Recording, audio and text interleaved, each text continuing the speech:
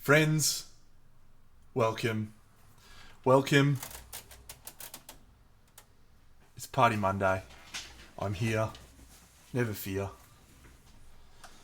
It's new project time. I'm very excited. I'm just contemplating something at the moment. So let me just give you a bit of a picture of what we're looking at.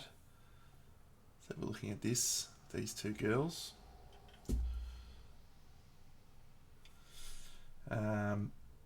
But I'm contemplating the backdrop as we speak.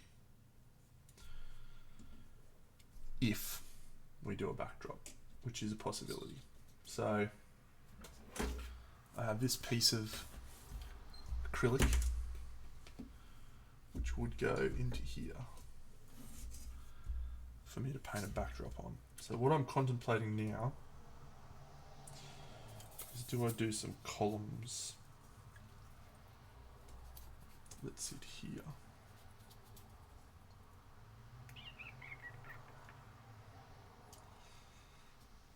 Maybe show them what you're doing, dickhead.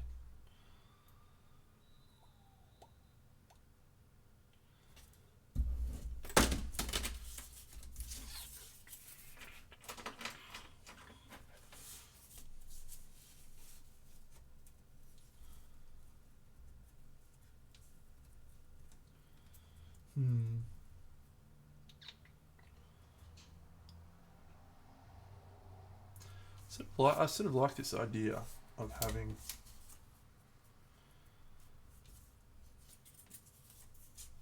a column like this with like a busted up thing at the top, like this. I think we'll try it. It's a new idea, and if I decide I don't like this, I can just ditch that. So, how am I going to approach this? I think this is probably the right go.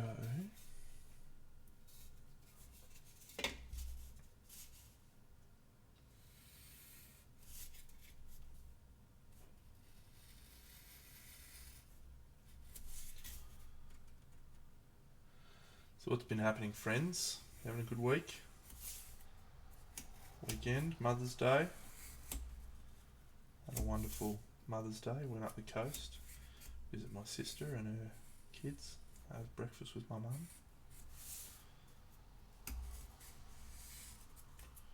We had a very nice time. I watched my niece and nephews play soccer, and it was amongst the funniest things I've ever seen. Really very funny.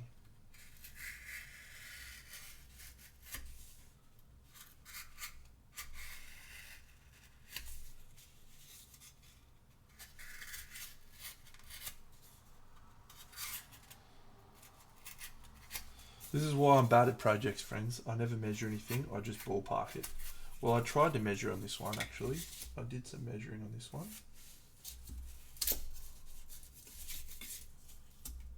You can see I drew lines on this. How did we go?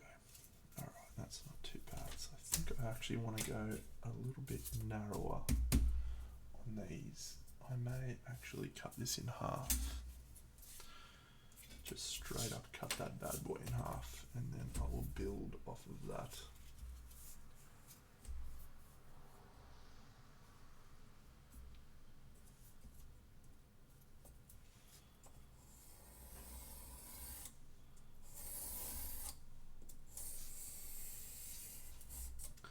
So I've had some ideas on this project, and I won't say I have a clear vision. Wow, I've done a really bad job of that. Fucking evening that up. I won't say I've got a fully clear vision yet, but I do have an idea in mind. So that's where we're at. See if we can make the idea come about. So do I unbalance this column a little bit? This has to go up. This has to go up. Might even just move this back. This is all. It's all going to be designing and constructing things tonight, friends. So we might change the view.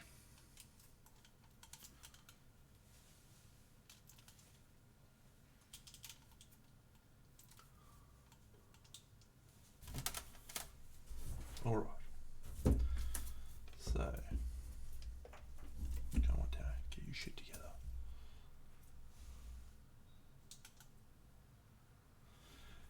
Okay, so if this is here,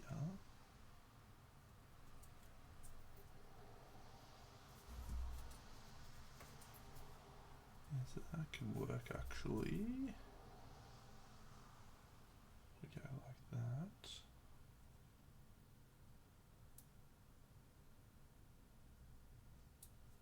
But yep. Okay, and then this bad boy can go here. And I can hide that behind. Okay. We're cooking with gas.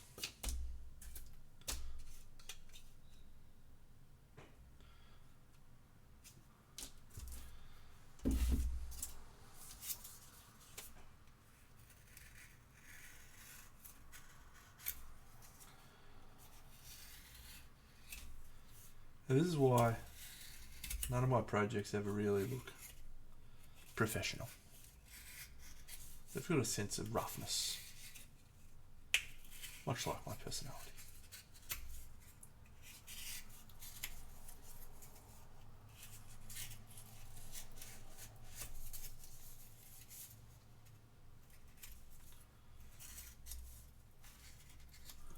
We'll see if we can make this one good though.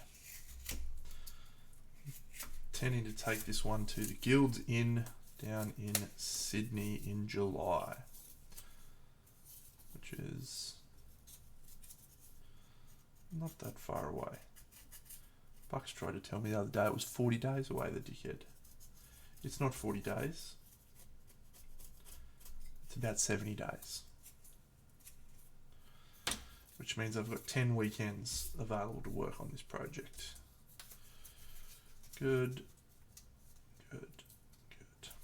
Okay.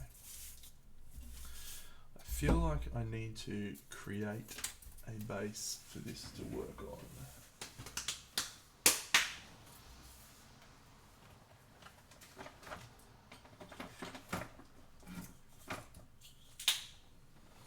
I've always got all sorts of little doodads sitting around, friends. So this one I think is going to be good.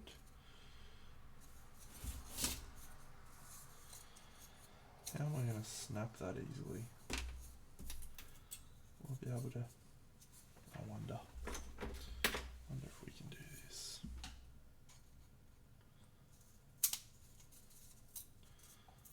Oh, fuck, I love being me sometimes.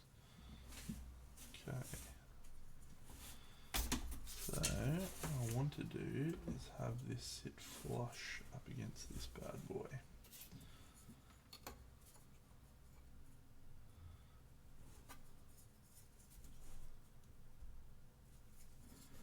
It needs to be level like that.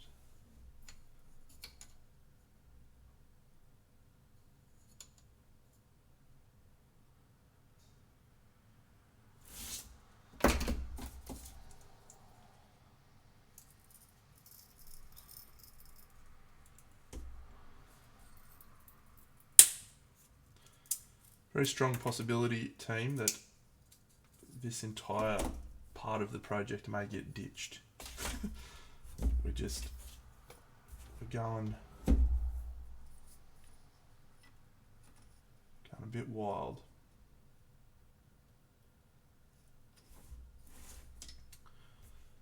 Seeing how it goes.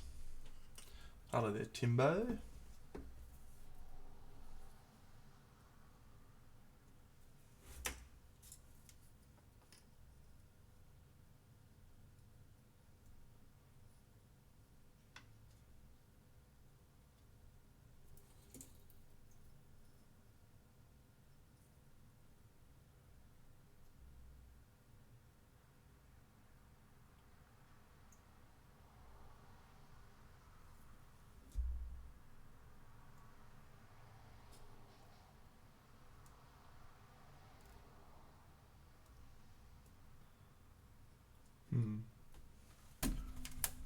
My weekend was very good, thank you, buddy. Had a nice time with my family, doing some, traditional Mother's Day activities. You know how it is. Just try this one.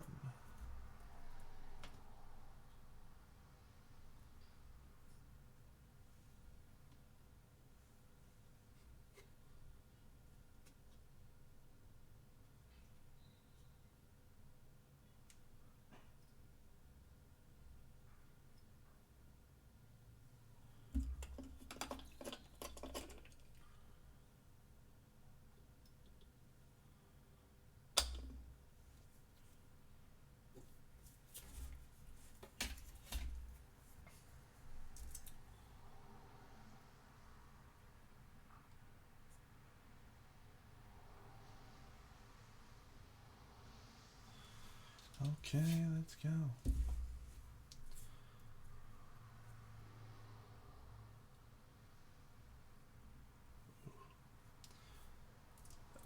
All right. Let's get some pate. Some pate. This could be a short night of streaming, friends. I've got this this singular tube left of my favourite material. I may have to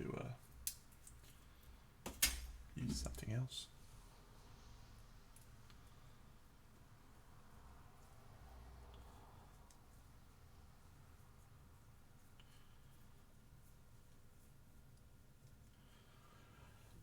Or do something else instead.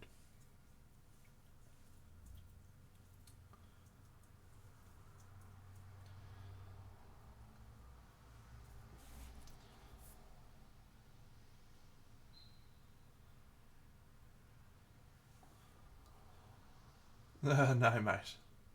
No. The Hulk's already finished. Immortal Hulk. I'll show you what this project is about very soon. Probably. Maybe.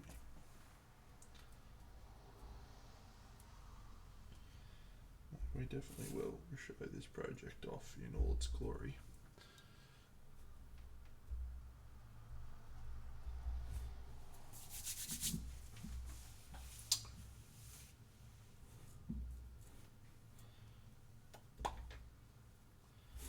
That is a waste of all of you.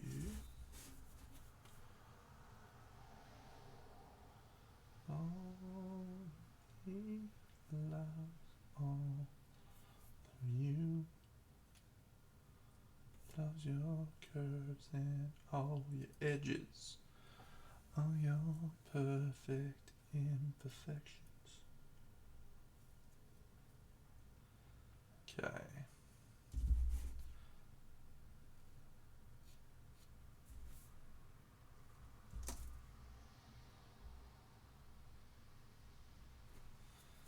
So, if we then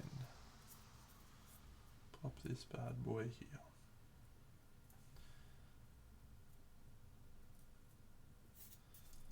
like so, with a straight edge, we can build this onto that.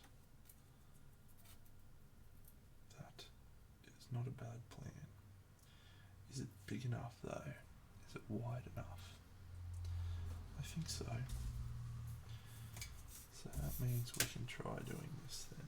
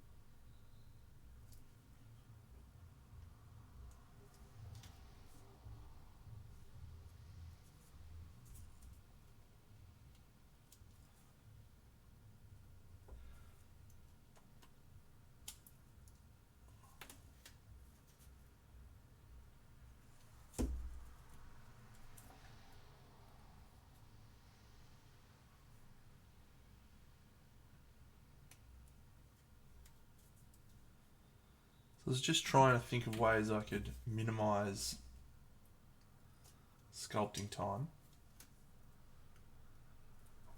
And I came up with this idea, which may not actually save me an awful lot of time, but I'm going to try it out.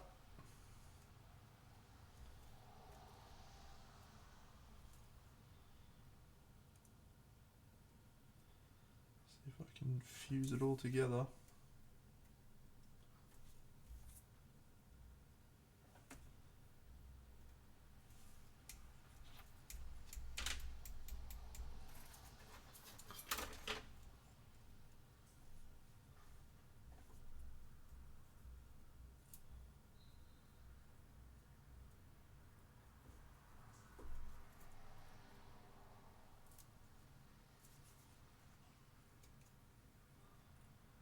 And this is actually just like cast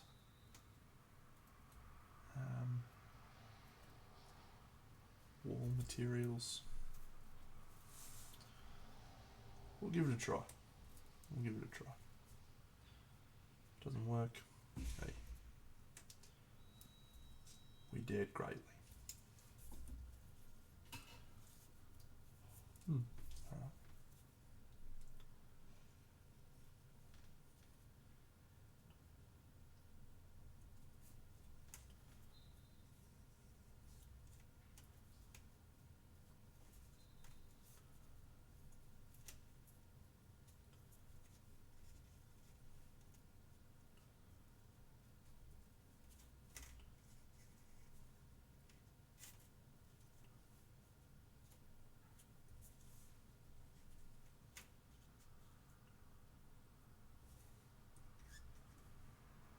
I figure the worst that can happen here, friends, is I ditch it and I have to sculpt it. And at worst, we're going to lose a few hours. And I can make that time up at any moment.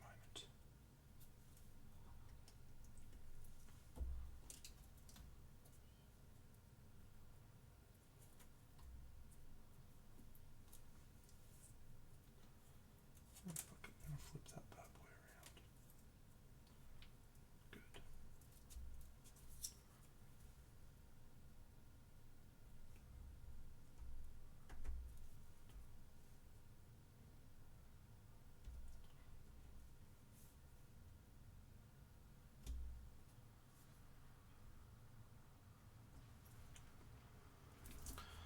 All right. Let's see if this works.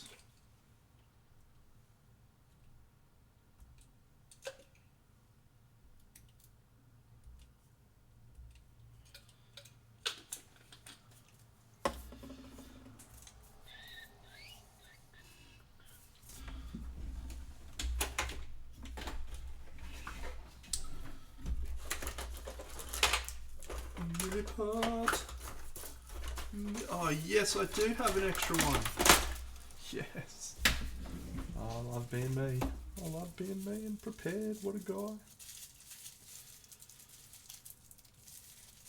guy. Saw a lot of reviews this week for Ted Lasso saying the season 3 sucks, and I've just decided that I really don't like people. You know what I mean? Why are people so joyless?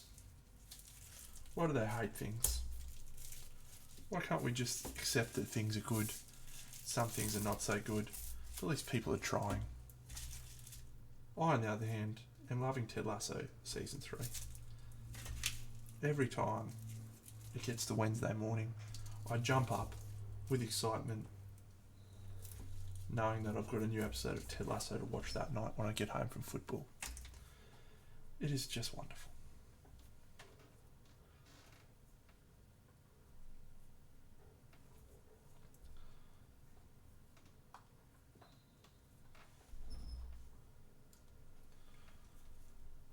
Oh, mate, reviewers everywhere. People saying Ted Lasso season 3 is rubbish. It's lost its way. All that sort of tripe. It's just not true. It's not true, I say.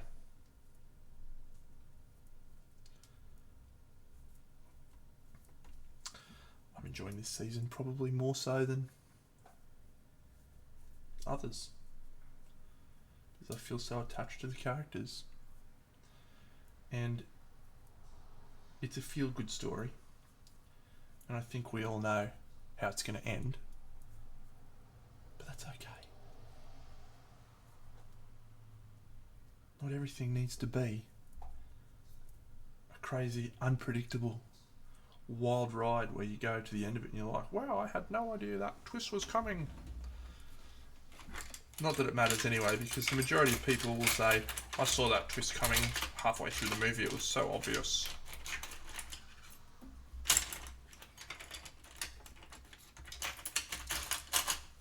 I'm just really down on people at the moment, friends. They just drive me mental.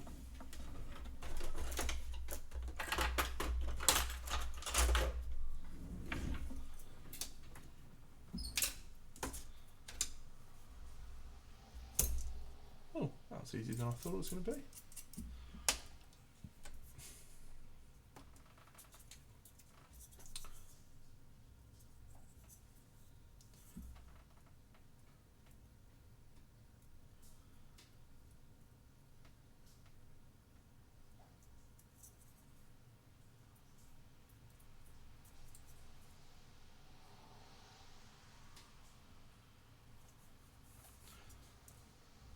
So this is my theory, friends. I'm just going to fill all these little bits with more rocks that I sculpt, and then put some ultra fine sand in the cracks, and maybe we'll have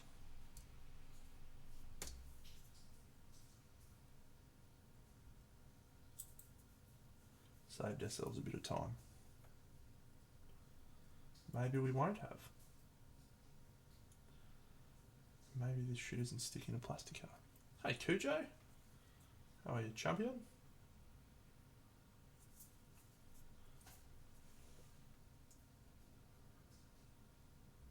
Now you can all see what I'm doing, or trying to do, I should say.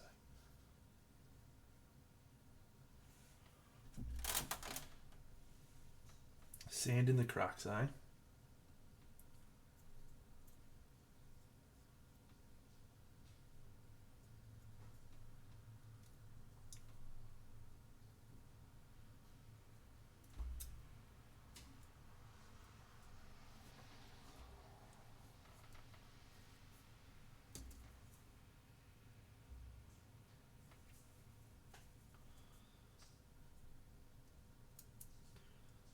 This is the only downside with milliput, is it's not as sticky as green stuff.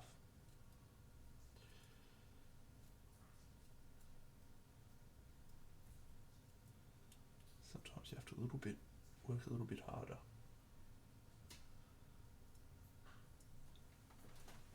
Hey, what did you do?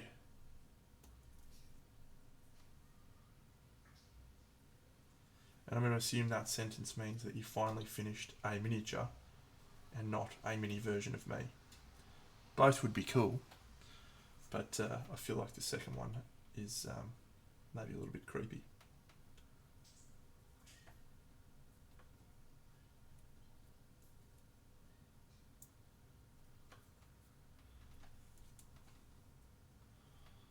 So we'll have a look at Cujo's piece. Yes. Could be a little mini me, really. Barbarian. Mad as a cut snake.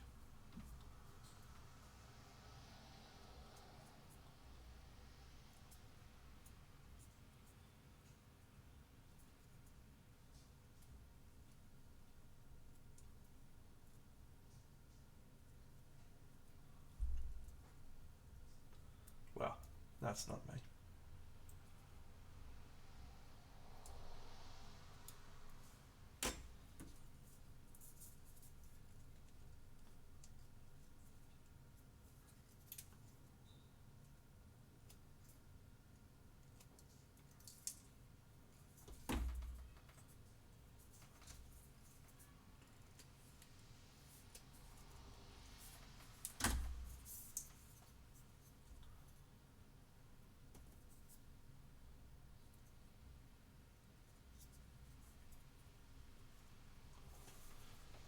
Oh, look, wouldn't I love to share with you?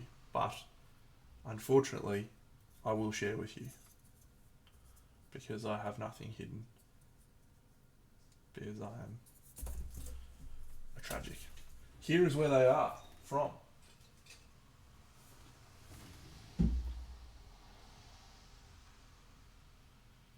But Deno, that's a Games Workshop product. Yes, it is. But I use this Bobby Dazzler, which is some other product I bought from somewhere, which is like a little mini mold that you can just make a mold from. Yeah. And then I use my trusty Knead It, which dries very quickly. And yeah. And then I just make little thin molds and I'm able to trim them down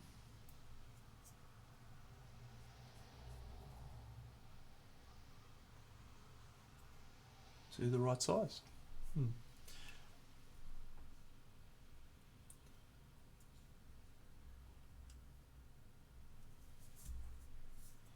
This is the first time I've tried something like this, mate, so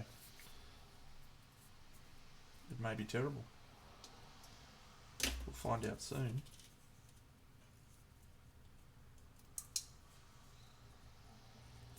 I think I want to flush this side out a little bit, maybe. Fuck, I should probably mix in some green stuff, actually. This is not going to stick.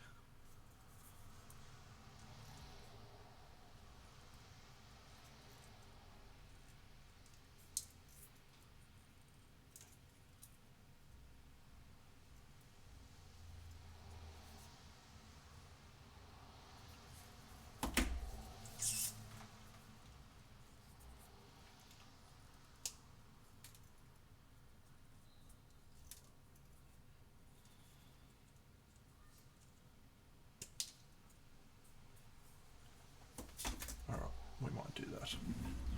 If I've got some green stuff, fuck. Ah, of course I do. Yes. One thing that is really good about being a modeler with many, many years of experience and many, many dollars is you just accumulate shit. And then you'll be like, oh yeah, I need that. And then you'll forget you have it and you'll go and buy another one. And then you'll have two. But hopefully you'll remember the next time you have it. And you'll look in there and you'll be like, oh shit, I got two of those, I didn't know. I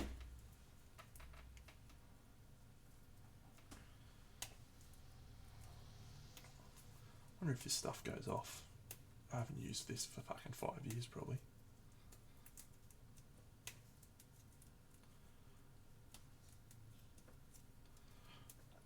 This is the right way to mix green stuff too, if you didn't know. You're actually supposed to pull it apart and push it back together.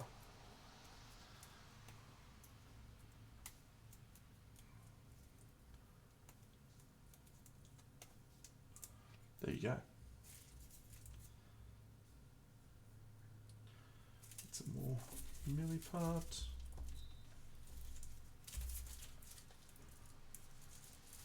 Yeah. Yeah, exactly. Fun little tip, if you didn't know, you can mix milliput and green stuff together. It's a wonderful way to combine the two products and their great attributes without missing out on without having to suffer their shit ones. So green stuff tends to be sticky, but you tend to lose the ability to shape it softly and smoothly and easily. Milliput doesn't stick very well. So you combine the two and you get this, which has the elasticity and sculptability of milliput and the stickiness of green stuff. Although it doesn't fucking stick to this shit. Fuck. You piece of shit. Maybe I should wet it. Maybe that'll make it stick better. Or that have the opposite effect, don't know. It's a good question, buddy.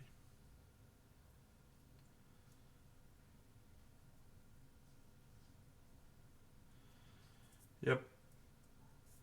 It's just people that are annoying me at the moment.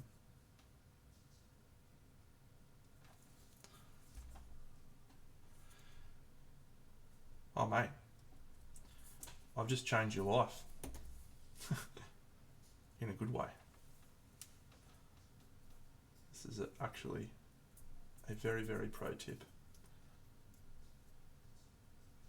Now, Cujo, someone told me a little while ago that you made a video and you talked about me in your video.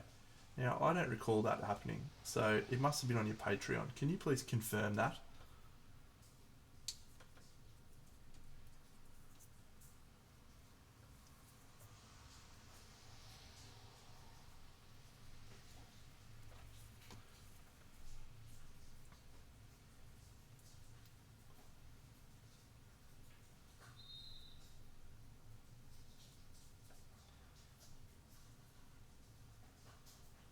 Cujo's gone conspicuously absent.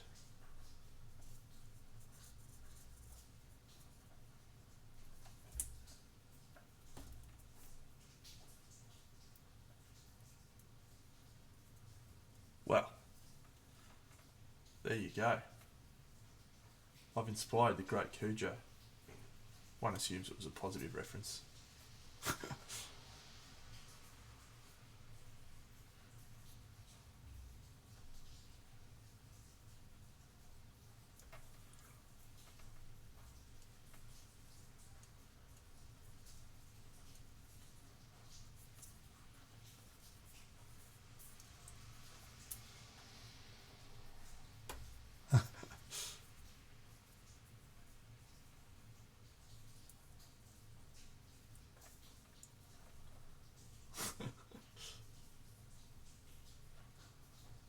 Very good.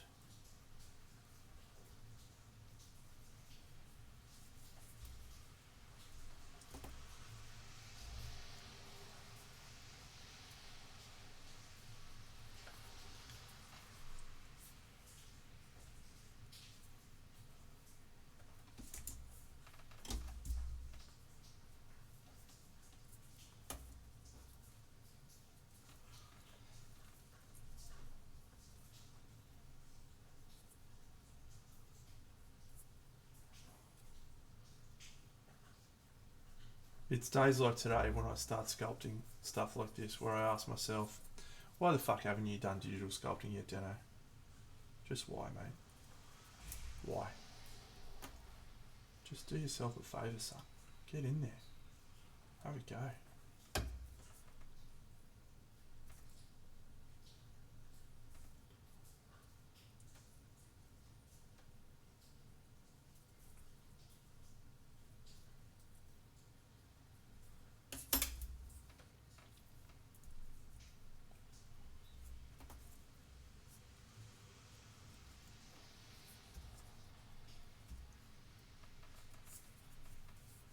Alright, now we'll switch to this little implement, which hopefully is going to let us do some good stuff.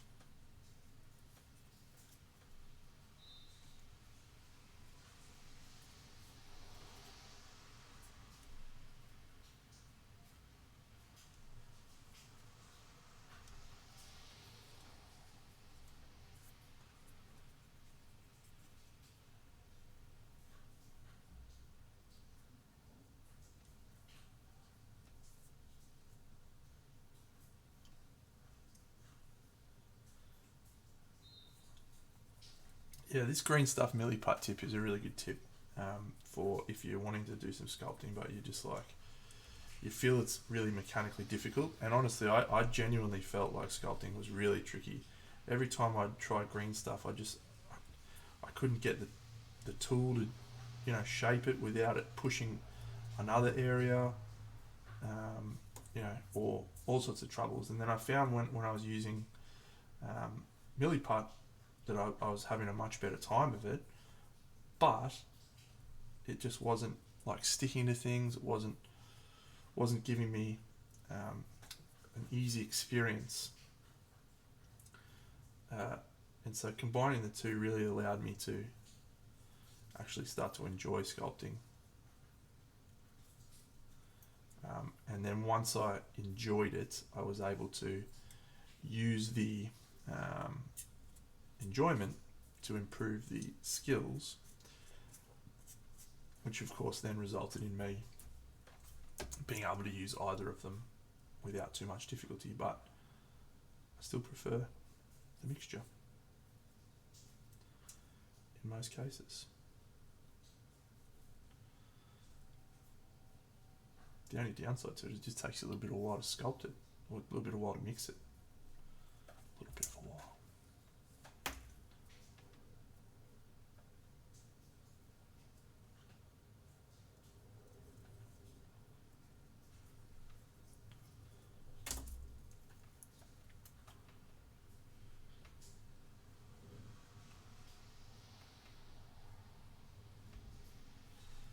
So in television show news, friends, I'm rewatching a wonderful show that I have a lot of love for. It's called Community. I've watched it probably 10 times. Every time I watch it, I fall in love with it over and over again. There's just a wonderful, pure, hilarious sense of humour that appeals to me.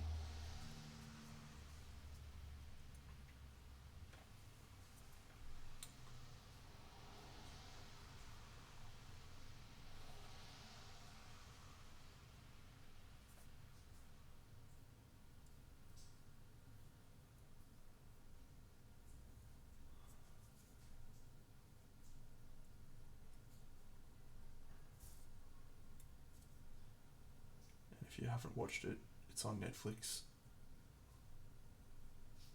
And it's just very, very funny.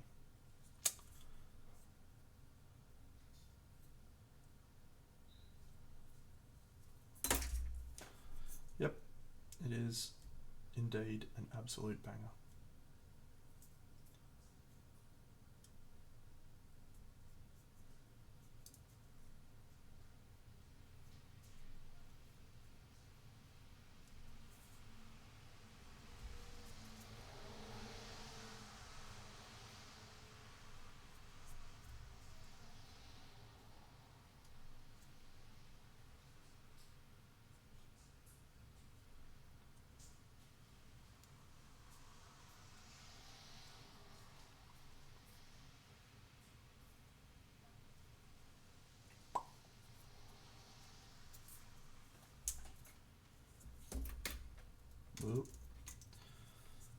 So I'm going to show you a couple of other sculpting tricks for rocks in a little bit, friends. Hopefully.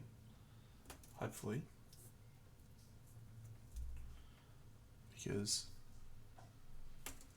if this doesn't work, then I'll be chucking it out and I won't be showing you anything of the sort. But we're going okay so far.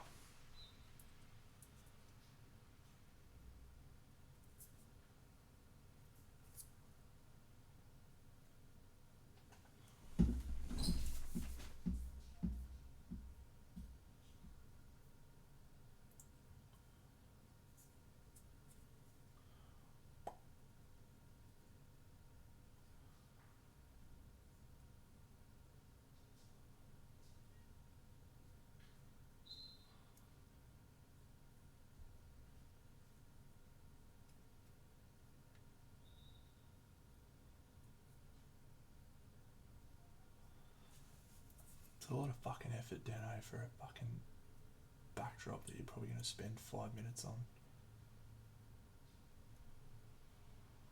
Maybe I'll put a bit more time into this one. Who knows?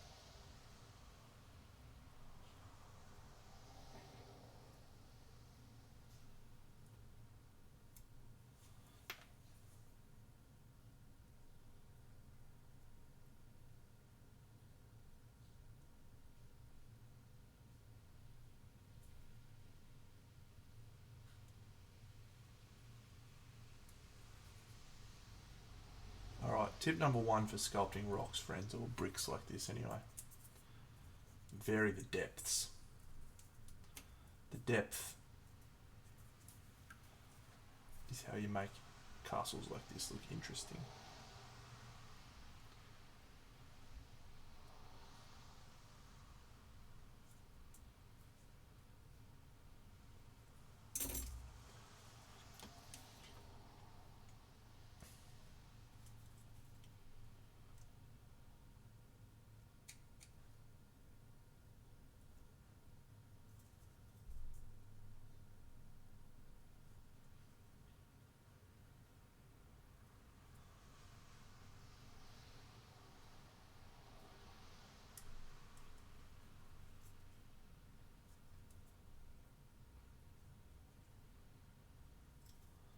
How long have I spent on this? Yeah, I've done this in 40 minutes, friends, and that's probably closer to 30. I reckon that's a reasonable clip, actually, for something like this.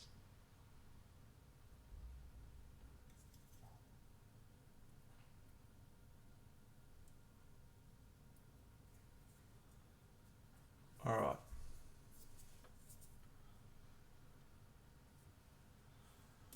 So, next tip. Sort of tip. It's not really a special one. Just get a little bit of this bad boy, which is alfoil, tin foil. Just going to roll that bad boy up to get some little texture. And then just rub it.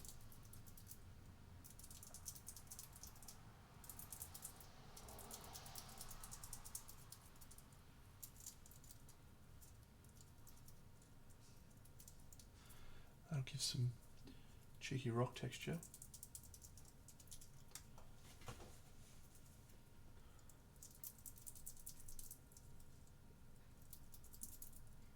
You know how partial I am to a little bit of cheeky rock texture. Oh, Andrew, you've come at the right time then, son. With a sensual voice as well. That's a delightfully sensual voice. The way he rolls his foil bead back and forth across the green stuff milliput mix, formulating crevices and creases, crenulations. Crenulations is absolutely the wrong word, but well said. Exquisite. Exquisite. Oh, yeah. Stuffman needs some H2. Oh, yeah. I'm going to rip off your head and shit down your throat. What? Classic Duke Nukem line, just out of nowhere. What about that? Everyone. What about that fucking meme I sent you last night, where the dude goes, "That's a challenging wank." Yeah. That's my new favourite expression. That is my new. That actually fired me up a bit. Actually, I had to double take that. Funnily enough. Yeah, that is my favourite. That's my new favourite internet thing. Just get some ambient lighting going on in this room.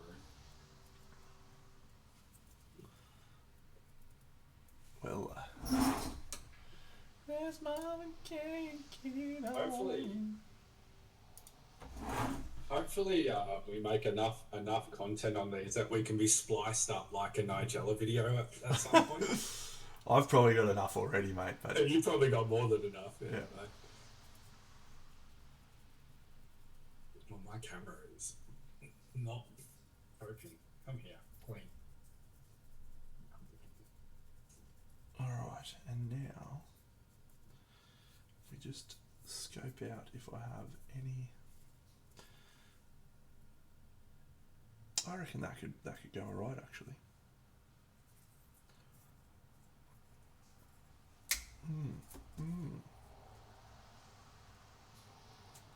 So we're in the early stages of a piece getting primed and prepped for the Guild's IP. We are, yes.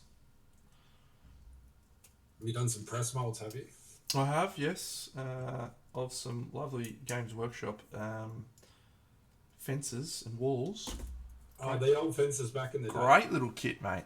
Yeah, absolutely solid. Little workhorse kit, that one. That's been being used back and forth for... Been around for years. Yeah, the dawn of time. Alright, So the last thing I think I want to do is just put some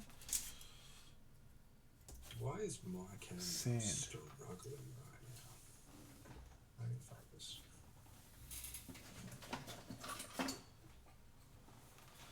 This is the finest grit sand that I have.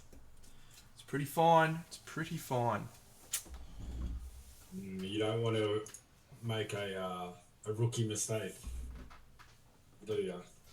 No. You don't want to have them fat grains of sand on there looking like kicking around pebbles. Yep. Size of boulders. We don't want that. Let's see if this is the right approach. Just try it in a little area.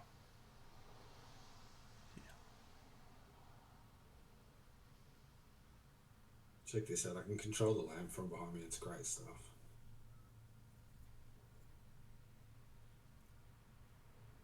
It's not helping in any way.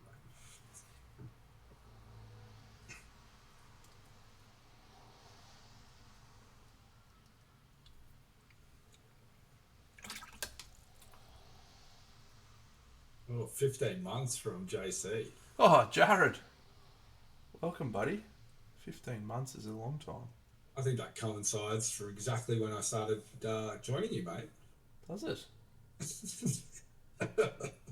No, I don't think so. I was going to say, well done. Baking powder, I haven't heard of that before. Cujo, what for like the... Yeah, for really creative- fine grained sand. Yeah? Yep. Yeah, I'll definitely use that.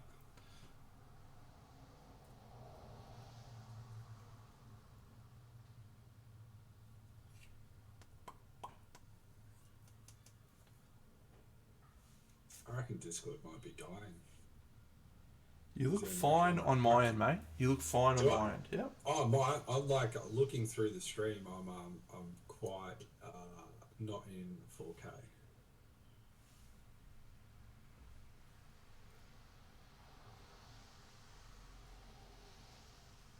Yeah, but is that you or is that me? Who cares? It's not important. What's important is your voice, mate. The dulcet tones. The dulcet tones of Andy B. Bucks. Oh, Andy. Oh my. Oh, yeah. Still looking good, yeah. Yeah, I think it's on your end, mate.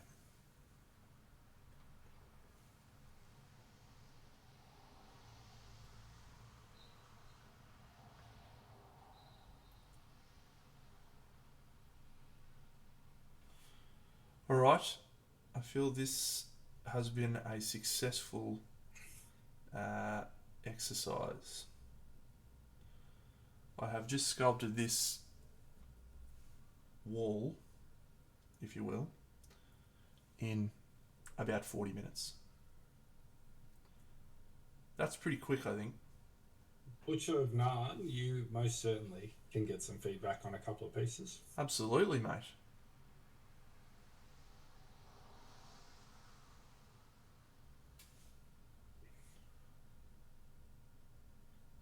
Yeah, there's been some particularly saucy reels. I think I've sent you a couple of nice ones over the last 24 hours. Look, nothing you've sent has inspired me in the way that a challenging wank has. You may have won reel of the day. But the battle is not over. No. I was actually giving out reel awards for a little while there. I'd sent one particular reel sender to me a post that says, "Congratulations, you've won reel of the day. Your entry will be forwarded on to reel of the year." Kudos, and I look forward to more reels.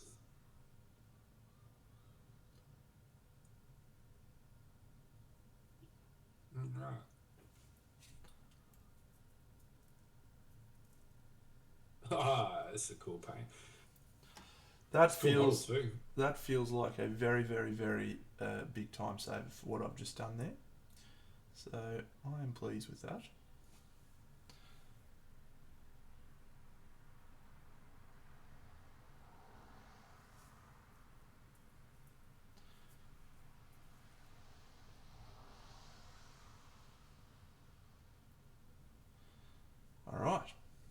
save the image and then that way.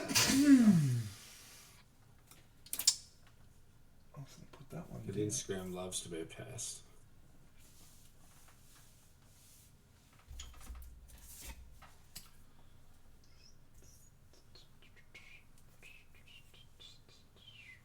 There we go.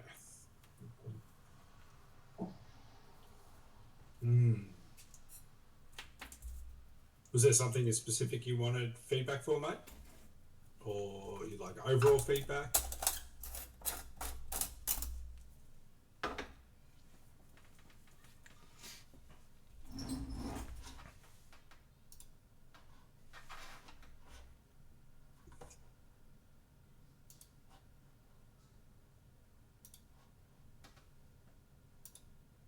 Nope. Nope.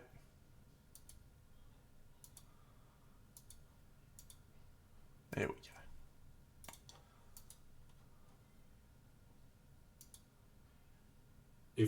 If you throw it into save picture and then open it through your saved, you can get a much bigger picture if you want. I don't want that, no. It's a little bit too much like effort, eh? Yeah. We're not here for that.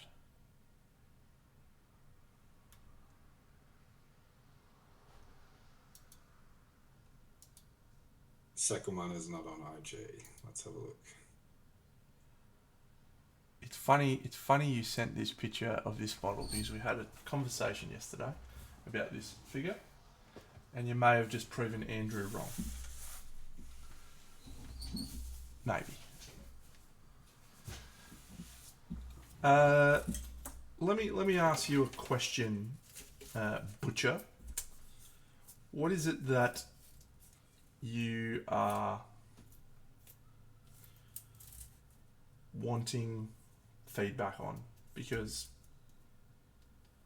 you're obviously a competent painter. So do you want us to like just smash you? Or what? What is it that you want?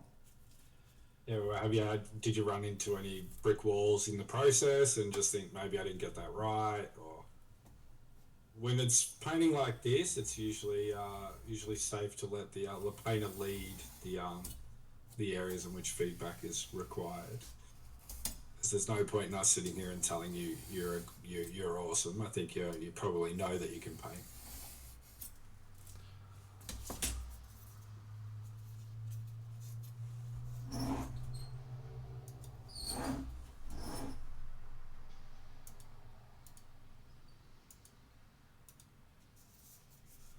And I love having a big old curved screen to just like have 3 windows going at once. Do you? Oh, if you're ever looking to make an upgrade, mate, I would highly recommend it. I've squeezed my space relatively thinly, mate. Don't know that. Yes. Don't know that I've got room for another screen. You might decide to just go to one screen with one of these big ones, though. It is pretty big, the one I've got. It's like 40 inches. Not that size matters, Andrew, but you know. I feel like you've set the tone tonight. Well, like, I don't know why, but I feel like I have to come in on a lower decibel. We're just kind of like quietly whispering in. It's weird, but we'll run with it. All right, let me go a little bit hard on you then, Butcher.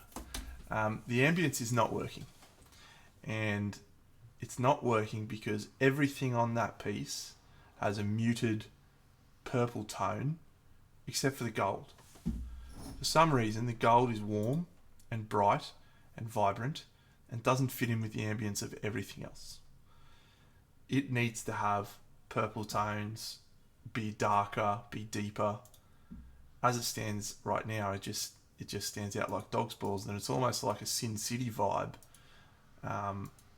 Well, it's high contrast, right? So Yeah. It's like you've set the tone really well across this whole piece. So like the ambience is nice. Everything's purple. Like everything's got purple in it. Except this. So except for the gold, which means that the number one thing that stands out is the gold. Yeah. So if that's where you want us to look, you've achieved your goal. Yeah. But in this angle, right, his face is lost in this helmet and this fucking ball over here. the head of the bore is probably the area I'm drawn to most because of the red, the saturation, which is fine. That's an okay sort of focal point, and I can see you've brought a little into the face as well. But the gold just overpowers it because it's higher value than everywhere else.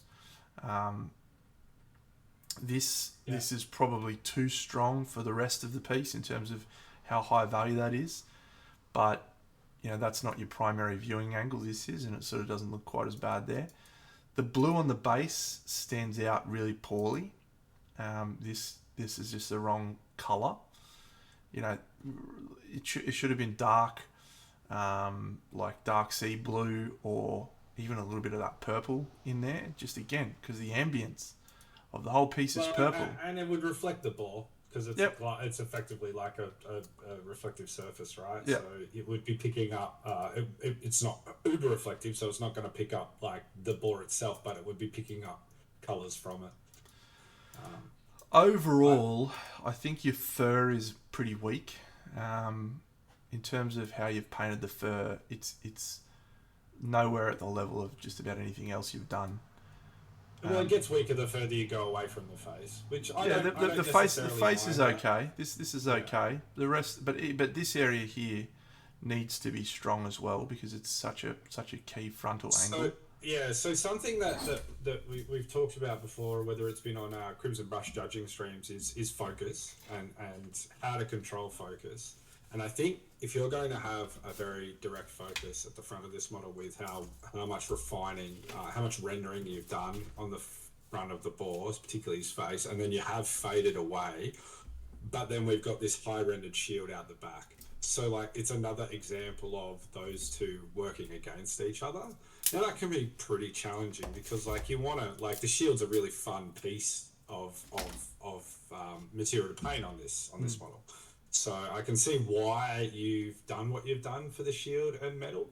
I mean, I wouldn't hesitate and just say you're learning, like you're pushing in on metal metallic, and so you just went for it. And painted actually some pretty good non-metal metallic. Yeah, it's really good. In the end, yeah. In the end, it doesn't. It feels like it belongs on a completely different piece.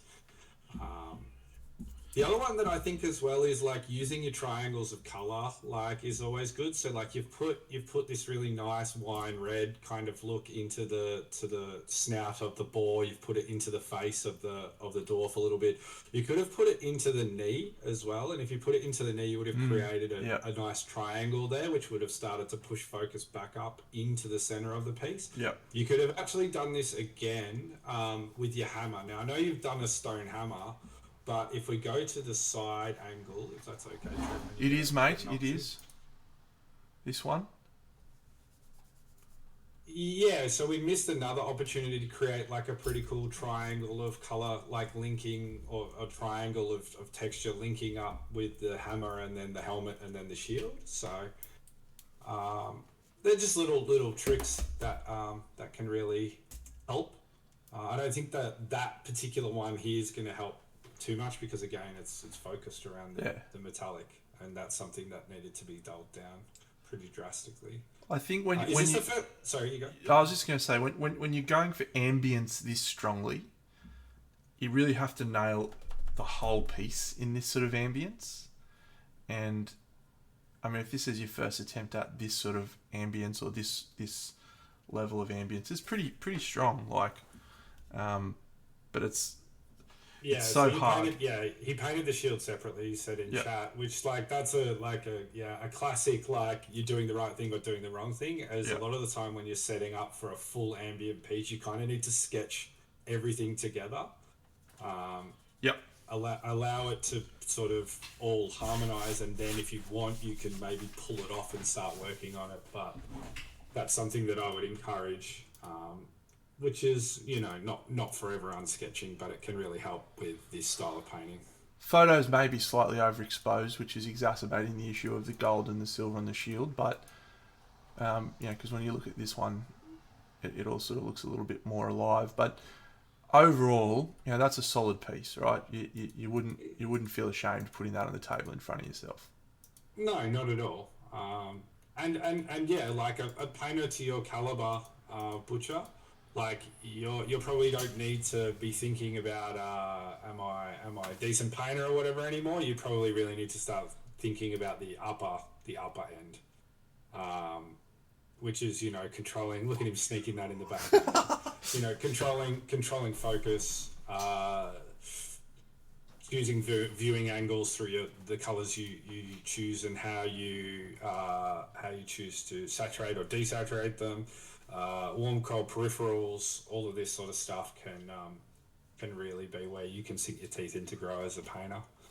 Let's have a bo peep at this second one, and yeah, this is a piece. So you made a little point earlier. We've actually spoken a little bit about this piece recently, and whether or not anyone's really cracked the code on this one yet.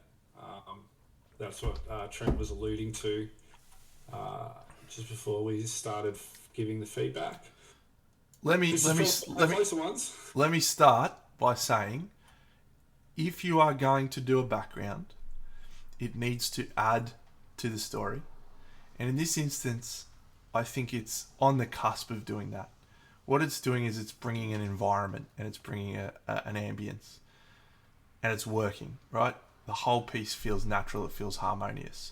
But I don't necessarily know if that's enough of a reason to have that, because I think that you can get the same effect as you did on this one with your color choices and the way you represent your light and shadow. So, that painting a backdrop has to add to the story. Now, as I said, I think it's on the cusp. I think it's very close to being a useful addition. Is this the first time you've painted a backdrop? Because if it's the first time you've painted a backdrop, then although everything that Tread said is 100% right, we've got to start somewhere, and we've got to practice, right? So if it's your first one, then second time, yeah. So I don't know if you've got people to sling feedback to you for backdrops, but I personally am even probably a bit harder than Trent is on this. I'm a real stickler for backdrops actually being a big part of the storytelling. If it's not contributing, sometimes I think it's just an example of your two-dimensional skills at painting. Yep. Something that Cujo had brought up here about the pole and then the backdrop and then the plinth. You could have actually taken a bit of a gamble or a bit of a risk and painted the pole and the plinth in the similar colors that you use toward the bottom end of your 2D painting, folding it in really nicely into that, so it's not as glaring. Sometimes it's hard to take risks like that because we kind of get formula, there becomes a formula for bust painting, which is plinths are black and poles are black or bronze if you can't be bothered or whatever. But taking a risk like that may pay off. It may help harmonize the piece. It may not steal focus, because it does kind of steal focus. It's sort of like this big black square in the center of the bottom end of the piece. I like the painting on this. I think the leaves are a very monotonous addition. They're not really adding anything. What we were talking about with this piece was we think it's a hard piece to really do something special with and make it feel good in a way. Yeah, cool. You just painted a fucking tree. Great. That's all you've done. So, someone finding the magic mix on this piece is in our opinion yet to happen. Yeah, and it may not. It's a challenging piece. This one's one of those ones where the subject matter's awesome. It's telling a really fun story. It's got a real soul, but that's all. That's it. Do you know what I often feel about Lucas? What can you paint this guy as? That's not what it is, right? Do you know what I often feel about Lucas's works? Sometimes I feel like they're just better as sculpts. You don't need to paint it. This one's absolutely one of those. And quite frankly, I'm speaking personally, I'm absolutely stoked to just buy them as sculpts sometimes, and just leave them as they are, because you're a fan of it. It doesn't always have to be about the painting. Yep. This one actually has a bit of an issue with the light. Actually, like the light, if we're going to get real critical now, there's like one beam of light coming down the center of the face, and then it's the strongest, and it matches both the our friend riding the tree, our little friend, and then the tree itself, and then you've kind of got offshoot branches that are softening. I just think you could have done more to control that area and brought focus to probably back up. I think you have to pick one, and you have to choose which one you want people to focus on. And I think you've kind of gone for both. And then the squirrel, yeah, he needs to stand out more. Yeah, yeah. Both of these pieces are very, very good, and you know, you should be very, very proud. You can do better. And it's not technical that is the thing that you need to do better. It's the conceptual, and it's the overall story choices that I think you need to have a clearer picture at the start. Maybe I'm a bad guy to say that, right? Because I just paint as I go. But I think maybe you need to have a clearer picture at the start. I don't know. What's the goal as well? What's the goal? Like, are these? He said he wants to enter a competition. He wants to do well. Okay. Yeah, cool. Well, in that case, then yeah. Think about your lighting, overall rendering for competition. And the best piece of advice I think I can ever give and ever got is kind of just be airtight. You know, if you're going to a competition, make sure you don't let yourself be let down by any small thing that you know you probably could have taken 20 minutes to fix. Laziness, eh? Hey, Frog Jim. Well, yeah, sometimes I don't know that it stems from laziness. Sometimes it can just be a bit of fatigue, you know. We know people give it their all when they're painting for competitions, and sometimes you just get to a point where you're like, I'm absolutely spent. But that's where you put the model down for a week, and then you come back and reassess, and you know, that's the point. Up a little bit again. Hey. Your stamina bar's built up a little bit again, and then you can get back into it. That's the part I struggle with, picking something up that I'm finished. Like once I've reached that point where I'm like, I'm frustrated with this, I don't want to do anymore, I find it really difficult to come back from that. Really difficult. Have to power through.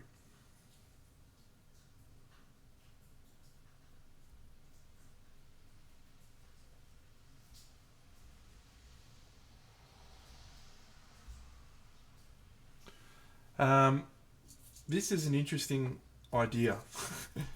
I don't know if we're going to pull it off. The entirety of what I'm doing right now may get ditched.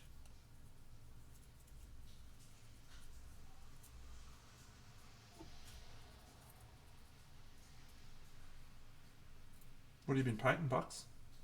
I've nearly finished a historical piece. Ooh.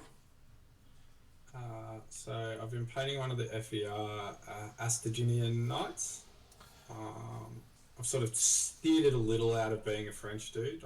I mean, most French heraldry is like the fleur de lis. Fleur de lis, but I wanted to do like a pretty big what's the skull cross? Where is it? Teutonic.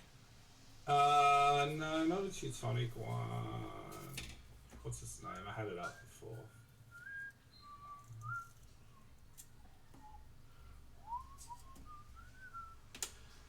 Hey Butcher, take it from me, mate. The enjoyment is far more important than anything else. So yeah, man, we're both right there with you. Like, you're talking to two blokes who don't really lean into the plan first, paint later method.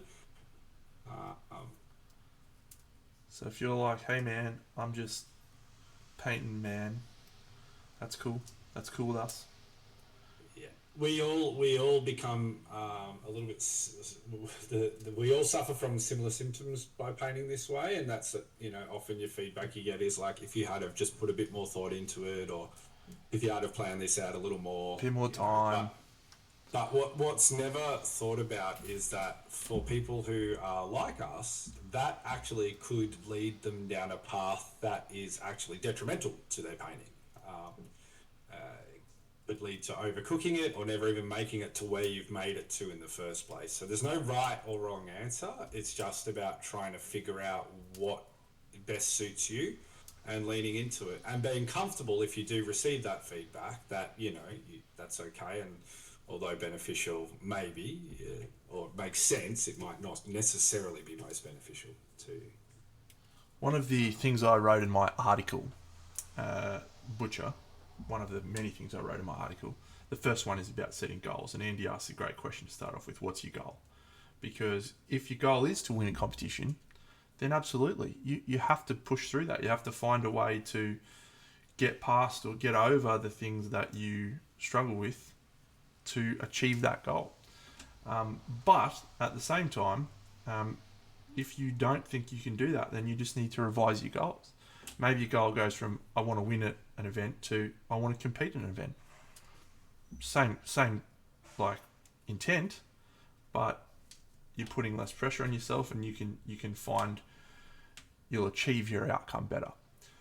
But I will say this: one of the other things I wrote in that article is about feedback, and I said how crucial it is to take feedback, ask for feedback, actively seek feedback, with the caveat that you don't always need to do what feedback people give you.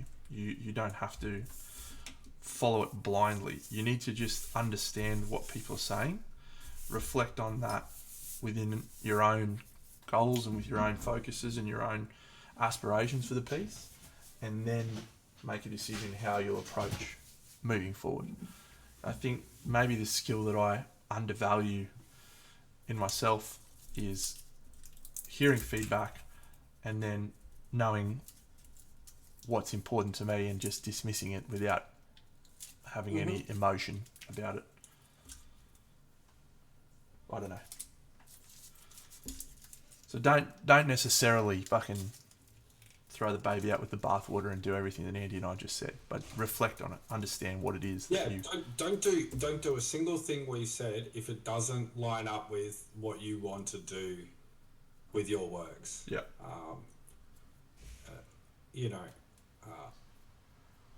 Feedback is an interesting thing. It's something I'm actually looking forward to talking a lot about when it comes time for the jam session. The jam session.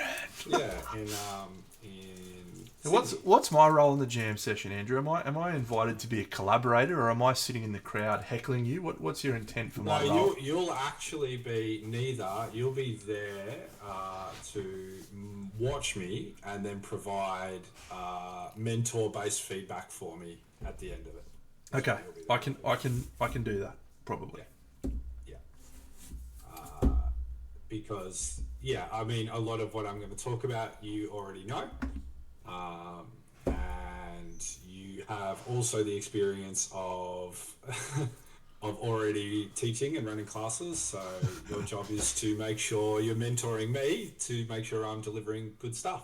Good. Or rather than good stuff, because that's not for you to determine whether I am delivering the information well. Delivering stuff. Yeah. And we can get in there. Like if I reference your article, which I most likely will, I might have to bring you up on stage and sort of get everyone to toss a singular rose to your feet. Yeah, that sounds good. I might rotate. I might bring a video in of Camelot just to remind everyone of. That is actually a genuinely good idea. People need to see that majesty. Well, it's culturally important to the Australian painting scene. Isn't it? Isn't it just? We need to celebrate our works. All right, I'm just gonna speculate here a little bit. Sure. Red carpet sounds like a good plan. For this? No, just a red carpet for me at the event, mate. I mean, look, red carpet will be for people who have achieved the highest accolade at any painting competition over the last 12 months. All right. So if you have done that, then by all means, please line up and step forward. How do you feel about that? Yeah, I feel pretty good about that. How do you feel Nice. about this? That's nice segue. I feel really good about that. That's looking good. That's looking very good. Do we think this is You may have to pull. You may have to pull Valeria in a little bit more. She might have to be a bit more centralized. this one? Yeah, front Mace girl. She might have to be a little more. Jared, centralised. let's not get too fucking excited, mate. It's the same model, mate. That's all that's similar. You just use the same fucking model. Calm your farm. Do we like this? This piece? Up the top there. Yeah. Yeah, certainly do. I want to see that stonework. But then if you're gonna do that, then how? Like you're gonna have to do pillars on the other side. I am going to do pills on the other side, mate. That's what I've been fucking making this and these motherfuckers for the pills on the other side. Very good. It might be a bit tight. It might be a little bit tight. It is going to be tight. Yeah, that's the only Yeah. downside. It is going to be tight. If you'd like to know what cross I use, by the way, I use the cross botany or the right. Trifly, which is the cross that has the furnished like little knobs and buttons on the end of the cross. Put the shield on. All right, I will before we go any further. I am going to trim that down though because that was much too tall. So I'm going to save myself some time, I think.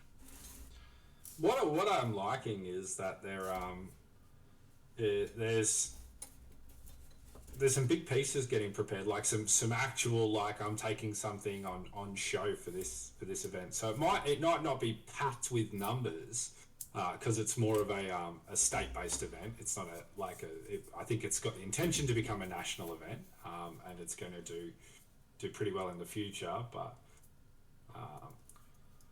I mean, early days, isn't it? Early days. Early days, yeah. It's first ones, so like you can't, you've got to have realistic expectations. But well, what's going to be there? I think the standard's going to be really high, which is really cool.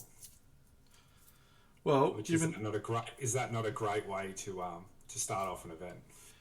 Given my plans with being able to mail stuff, I'm probably going to bring down maybe the Zodiacs. Might bring down Zodiac as well. I'm going to slip into my wife's DMs right now. She's got a nice photo of herself up. Good for her.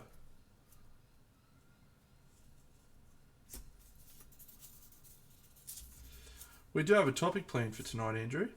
We do indeed. I've just been easing into it because you've been doing some fun stuff here, and I sometimes think maybe we should talk a little bit more about what you're doing on the screen, in case people kind of want a bit of a rundown as we're going, because you do some pretty cool stuff.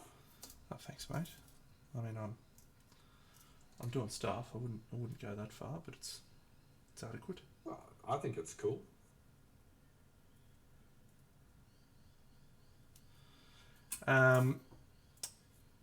I'm excited about the topic though, mate. I think it's going to be a good topic, that's all. Oh, I wonder if I could bend that fucker around. Oh, that could be interesting. Save me some time. I'm excited about this topic because I actually am really, really interested in the historical side of the world. Our topic is historical pieces in general, right? Mm-hmm.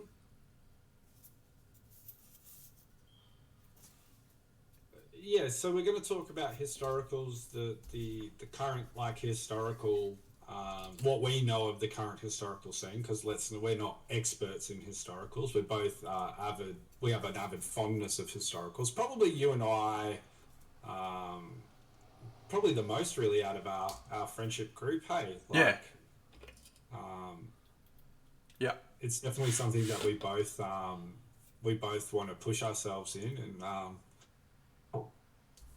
Yeah, so having a bit of a discussion about it. I mean, it's not everyone's cup of tea, historicals, but historicals are really where it started for miniature painting.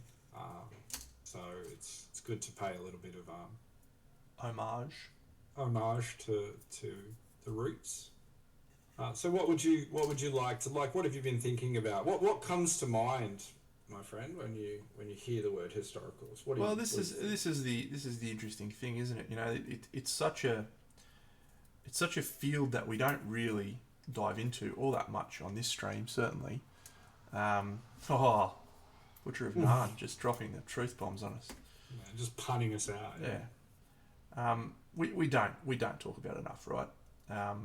But I don't think that's because uh, there's no respect there. I think it's because our tastes have driven us towards different things. But yeah, I want to talk about how much historical is starting to lean towards fantasy in a lot of the latest things that we've seen. What do you think about that statement? So you want to talk about the maybe the harmonizing effect of having fantasy competitions and historical competitions featuring at the same venues, and then the cross pollination between the two, leading in a result of a blurring of lines both ways, There's right? a lot more words there than I would have used, but yes. Yeah. Well, there's a couple of things there, right? Like, so one talks about why it's happening, which is we do have mixed events now, like a lot more mixed events that feature both. Um, and so, I mean, I can only speak for myself, but if I was at Monty or if I was at Scale, or, Contrast, I think Contrast is mainly a fantasy Hmm. competition, but I could be wrong there. I know our Polish watchers want to correct me or send me a message. They would feel free. Um, but I would probably spend equal, if not more, time in the historical section of the event. And that's not because I prefer historicals over fantasy. It's just that I have curated my social media to all be fantasy, right? So I don't get to really look at the best of the best historical stuff. So yeah, what do you think about that? I I'm obviously going to speak to my experience at Monty and SMC Mm-hmm. because that's my main frame of reference. G'day, Sleepy Slang, for these sorts of things. But my my time at those events, I did spend the majority of my time looking at the fantasy figures, and Mm-hmm.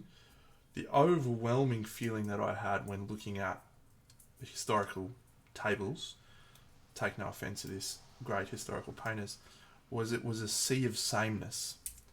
Mm-hmm. And I don't say that because they were poorly painted, but as Frog Jim alluded to, you have a pretty rigid colour palette that you have to stick to for your um, historical piece. And I think that's its detriment.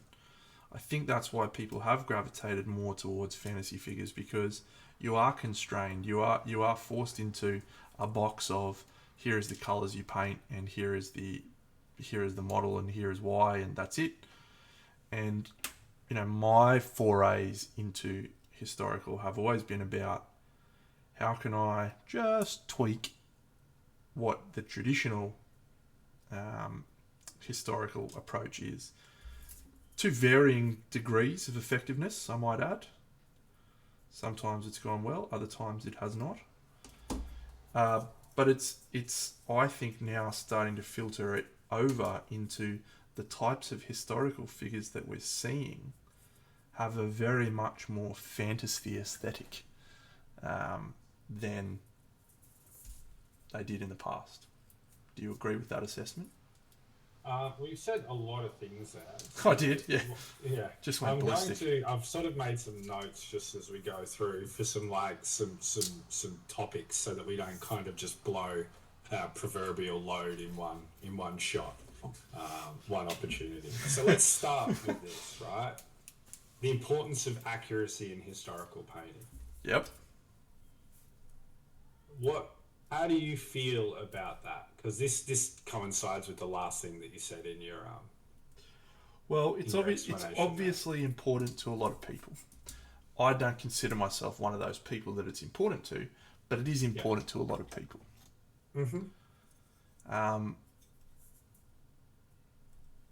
There's always a place, right? There's always a place for the culture and where we come from in events, in whatever field you're talking about. If you don't respect where you've come from, those who fail to learn from history are doomed to repeat it. So there has to be a degree of, I respect and acknowledge what we've done in the past, and I don't necessarily think that means we have to be constrained by those. Yep, cool. All right. So, how much value then do you put on? Well, you don't even have to answer this actually, because you've kind of covered it really, which means that you have a low value for historical accuracy. Yep. Now, is this why you often then tend to paint things? If you do paint something historical, you more often than not have tended to paint something that is historically ambiguous, which means you don't, like you can not necessarily be criticized for the color choice because, like, did we really know what the colors are? Yep. That's probably not a conscious choice. Like I'm not picking models entirely based on that. Yeah. When I pick a model though, what I want is choice. Is freedom. So I'm not going, I'm choosing this model so that I can paint it however the fuck I want. I guess that is what I'm saying. I'm painting this model because I want to paint it however the fuck I want. But not in a way that's like a fuck you to everyone else sort of thing. Yeah. So there's two things happening, right? So like as Cujo points out here, like fluorescent Napoleon bust, right? There are just some historical figures, historical sculpts, particularly by certain sculptors. Raoul's sculpts, historical sculpts, for example, just come to mind. I'm quite a big fan of. Yeah, Raul Garcia La Torre, one of the best in the world. But there are some sculpts that are just like, I'm going to paint this however I want to paint this because this could be anything right now. Like, this is just awesome. This is just, a Viking, and Vikings are cool. So Vikings have both historical and fantasy-based reference. So I can kind of just pick this model and do whatever I want. Yeah. Now, I'm going to join you at the table. I'm going to eat from the same plate because I agree that this is how I most enjoy historicals. Yeah. By being able to explore what could have been. Yeah. Now, if we lean into what could have been, we have a company out there right now who does epic histories. I believe that Big Child is Creatives. Big Child. Big shout out there. Yeah. Big Child have done 2 ranges now from the epic histories, I believe. No, 3 actually. 3. They did Legionnaires. Yep. They've done Spartans, and they've done William Wallace? the new Gladiators, yeah. Oh, yeah, yep. Yeah. So, here's an example of taking, like, that thought process and turning it into a product, right? Understanding that there's a market there for people who maybe want to paint historically based stuff, but don't necessarily want to find themselves in a situation where they have to replicate specific piece from history, right? Or a time frame from history. I am really excited by this. I really like this. I like that this is happening. I think this is a perfect example of meeting in the middle. And I'd love to see more of it. Yeah, I think that's companies doing it. That's just savvy business. But I don't know that they're the first to do that. No, they might not be the first to do it. But certainly they've got the loudest voice while doing it at the moment. So that's where we're gonna lie. But what it all boils down to for me is that I want to paint cool models, and I want to paint cool models in interesting ways. And I just don't think that the antiquated historical approach fits in with that desire. Mm-hmm. So we've established both of our interests. Like, going through a couple of things, there's been some really good questions in the chat. So Sleepy Slang has popped the question, is there a rule that says you need to use correct colours for comps? In the end, you can just paint whatever you want, no, and just except you won't get a model. This is like, you've got a few things going on there, Sleepy. Of course you can do everything you just said there. Of course you can just cop it and just go, I'm just going to paint a cool historical, take it along, and probably get canned, almost DQ'd, because I didn't do it the way it's supposed to be done. Well, we've both done it, Trent. Yeah, I have. Yeah. You have too. Yeah, I have too. How does that feel? That's how does it feel is probably the better question. I felt. If I was, you go first. Well, I was going to say I felt fine because you walk into that knowing that you are pushing the boundaries of what historical people are willing to accept. And in many ways, when we've talked about art and what we do, art is about forcing an emotional reaction to people from people. And so if someone in the historical world gets upset because I've used the wrong colours, well, that's just a form of art, mate. Yeah, you've created dialogue. I've created an emotion. You've created dialogue between viewer and creator, and that's, I think, personally, that's fundamentally what art is. Yeah. Right?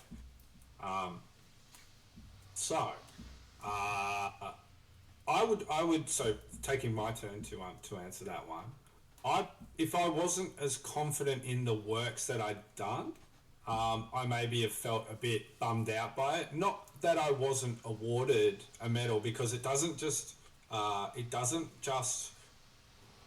it's not just that. It's actually like, it can be at times a disregard for the work you've put in. And that's where I think the line has to be drawn a little bit.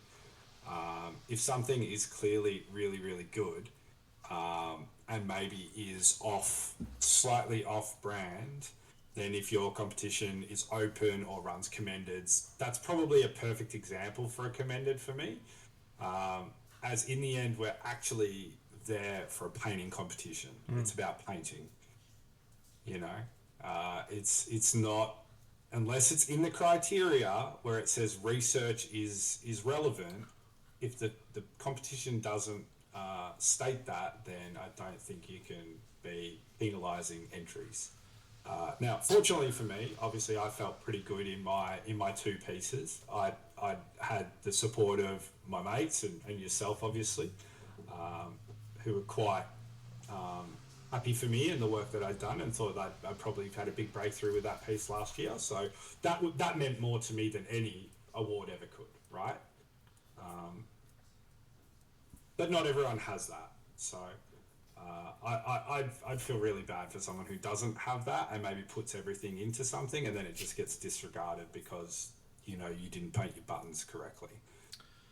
I had the very first QMHE I entered, a historical bust.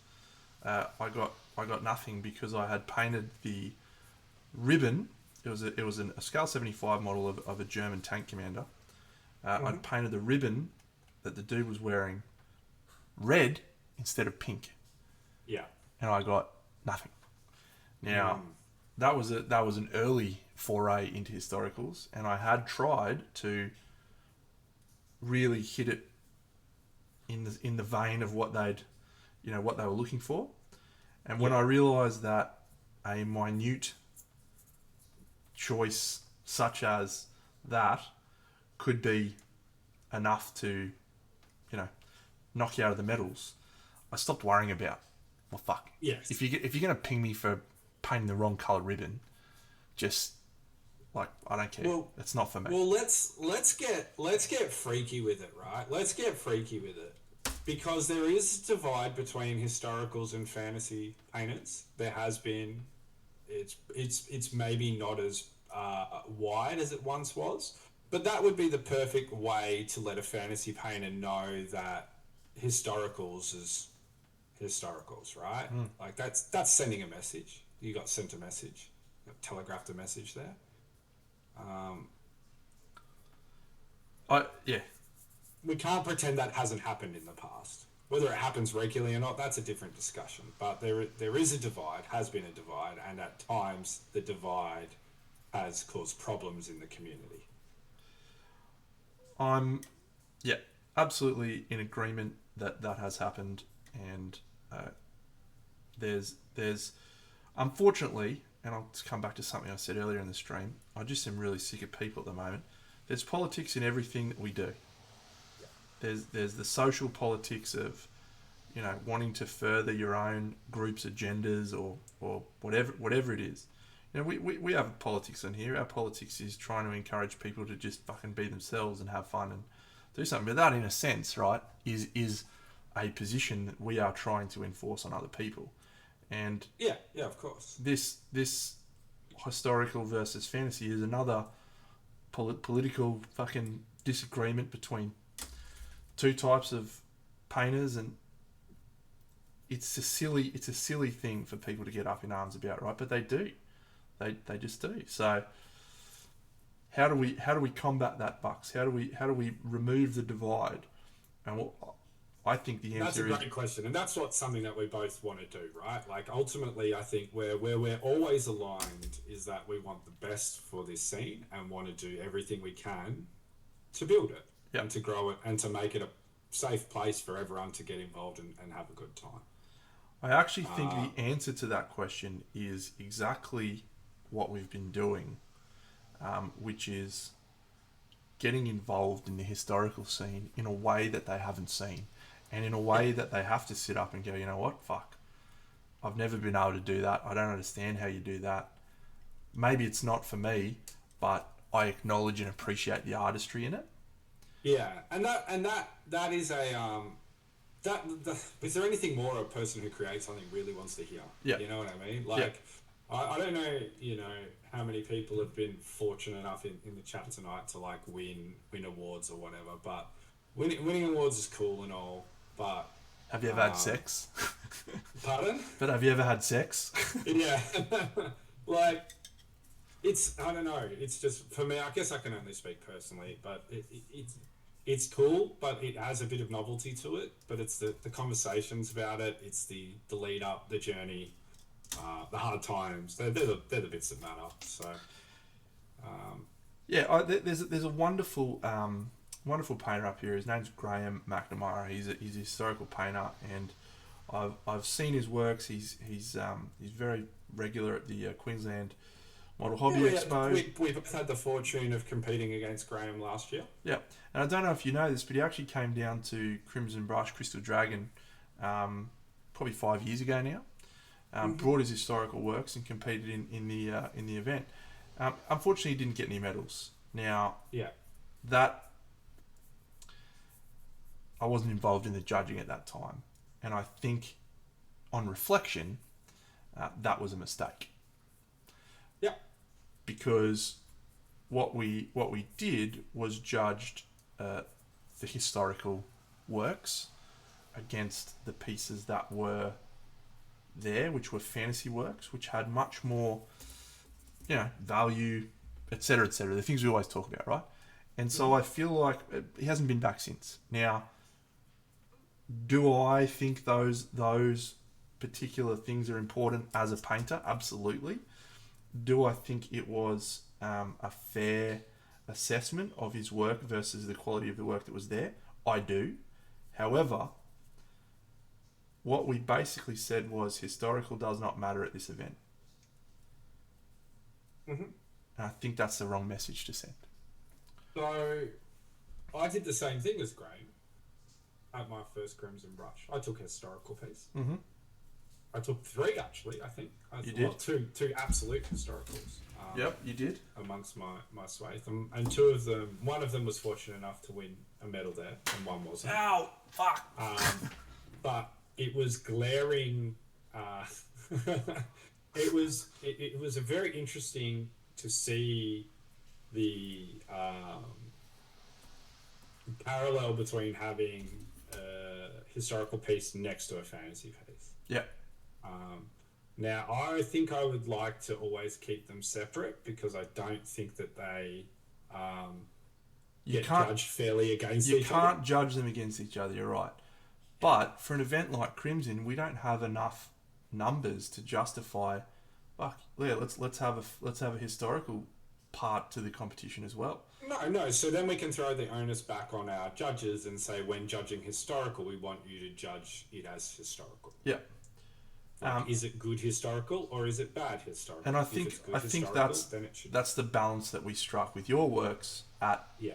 at Crystal Crimson, which we didn't that few years ago. But it's such a difficult position to be in, because you have to judge things versus what's there on the day, right? Like you can't just Well, and I guess here's another one, right? I don't want to lean too much on I obviously have had some good results with historicals again at QMHE. I don't want this to be like, oh, paint awesome historicals or anything like that. But what I found fascinating at the event is that the two pieces that I thought were my best works and were of historical subject matter did nothing, right? Yeah. They absolutely bombed. And then a piece that I packed in my bag, just because like I had a little bit of space left, and I asked my wife, hey, should I take this little guy along? Ended up winning gold in historical bust. Yeah. Right? And we were both sitting there like, what is going on here? Yep. But the eye of the beholder, sees that as value, right? And so It's get it in our judges to kind of be able to balance both. and that's where we find ourselves now, right? With conflicting priorities, right? Because obviously we want to encourage anyone to paint whatever, but it's also got to be good. Like there is no, and this is the thing that I continually say to people who are like, fucking historical's got to be fucking in a specific way. Go and look at Kirill. Mm-hmm. Go and look at the works that Kirill does, Mark, and tell me that you're not wrong. You're just wrong. There is a place for historical that is inspired by fantasy works, and that's fantasy that's inspired by historical. and that's right? that's the meeting of all of these elements coming together. That's what we need to get. Is we need to inspire the historical painters to believe that. I think you're onto something here, but the thing I think you're onto is a broader topic, and that broader topic is good painting. Sure.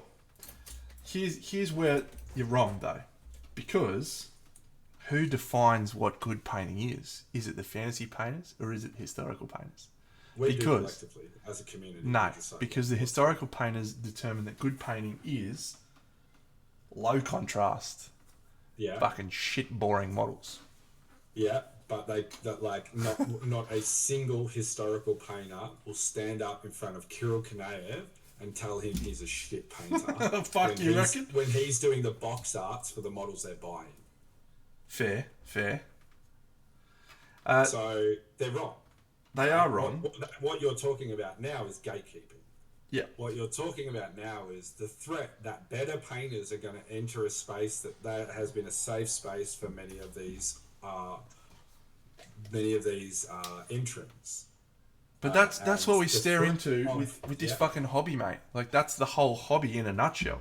It's nerds who don't like people touching their stuff. Yeah. To answer your question, Timbo, the fantasy categories at QMHE are actually quite cool.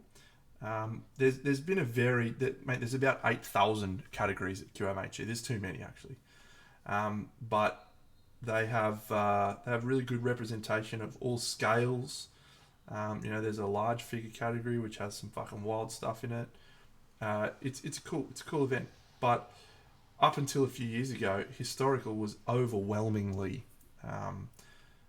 superior in terms of number of entries until Ben, Bucks, Bunny, and I put our heads together and just fucking dropped a bomb on them. came in with about... We dropped 60 pieces on them. And they didn't know what to do. And to their credit, they gave their absolute best shot. So good on them. They did a really good job for being put in a situation that they were probably not totally prepared for, and we kind of had a feeling it was gonna happen, right? So yeah. I think they'll be much more prepared this year. I don't think they will. I love those guys, right? They're just set in their ways, but every year they try and take a step forward, and I don't know that they're prepared for the influx of fantasy. They asked you to judge this year, so that's a step forward.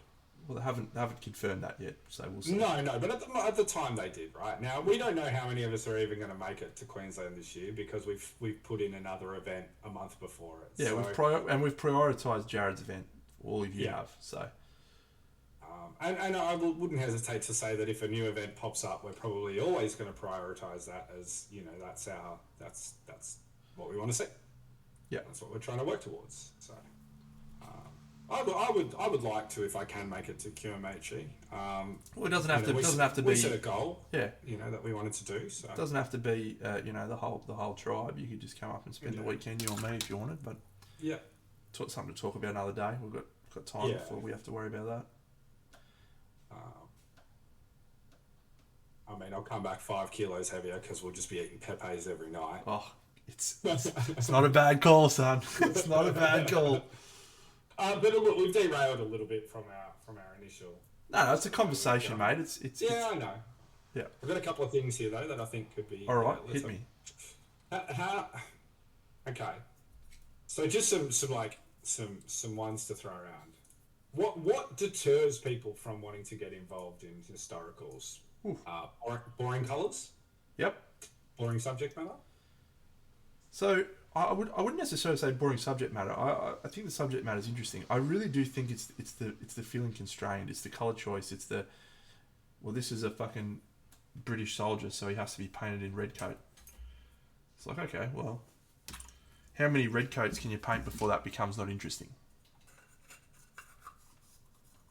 2, 4, 8. At what point does that become uninteresting? And you might say, well, there's a lot of other things you can crack on with. Yes, there is. There's lots of topics and places you can go, but when there's constriction in what you can do with a piece, that's when I think you lose people. That's my opinion. The wild thing is, right, boring colours. Yep. They're all the same colours we use in fantasy. They're actually the same colours, right? They're the same colours. They're just utilised. Controversial. In ways. They're just utilised in different ways. Red is still red, whether it's on a historical model or whether it's on a fantasy model. And this is my issue with historicals. If you're going to ping someone for their version of red, yep, then you have probably lost me right there, because we see it differently. How it looks in a photo that you're using for reference is different to how it looked then and there. Yep. You know what I mean? Yep. Often when we reflect on history, it's like we've come to an approximation, you know, like until proved otherwise, this is what we believe. But how many times have we been proved otherwise? A lot. As time goes on. So I don't think we can be so ruthless, particularly in ancient historicals.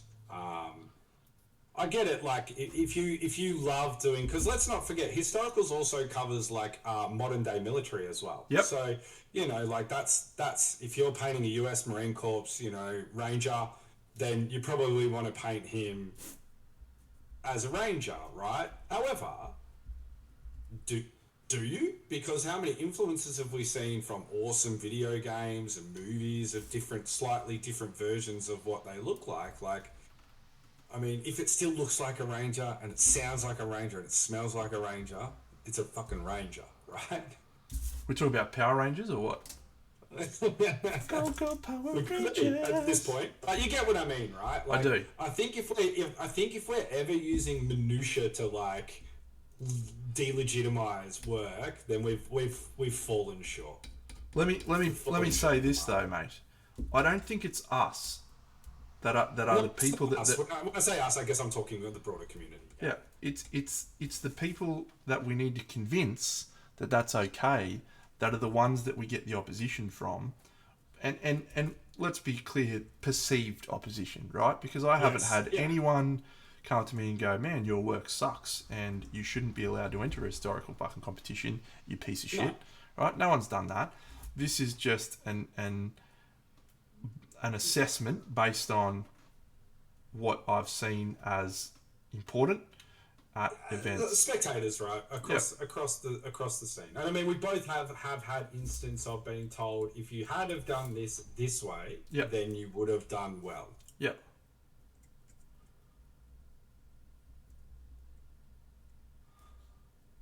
Now, the absolute elephant in the room that I don't think you really want to talk about, I don't think I really want to talk about, but I think if you have this conversation and don't talk about it, then you haven't had the full conversation, and we don't really shy away from having the full conversation, do we, mate? I'm excited.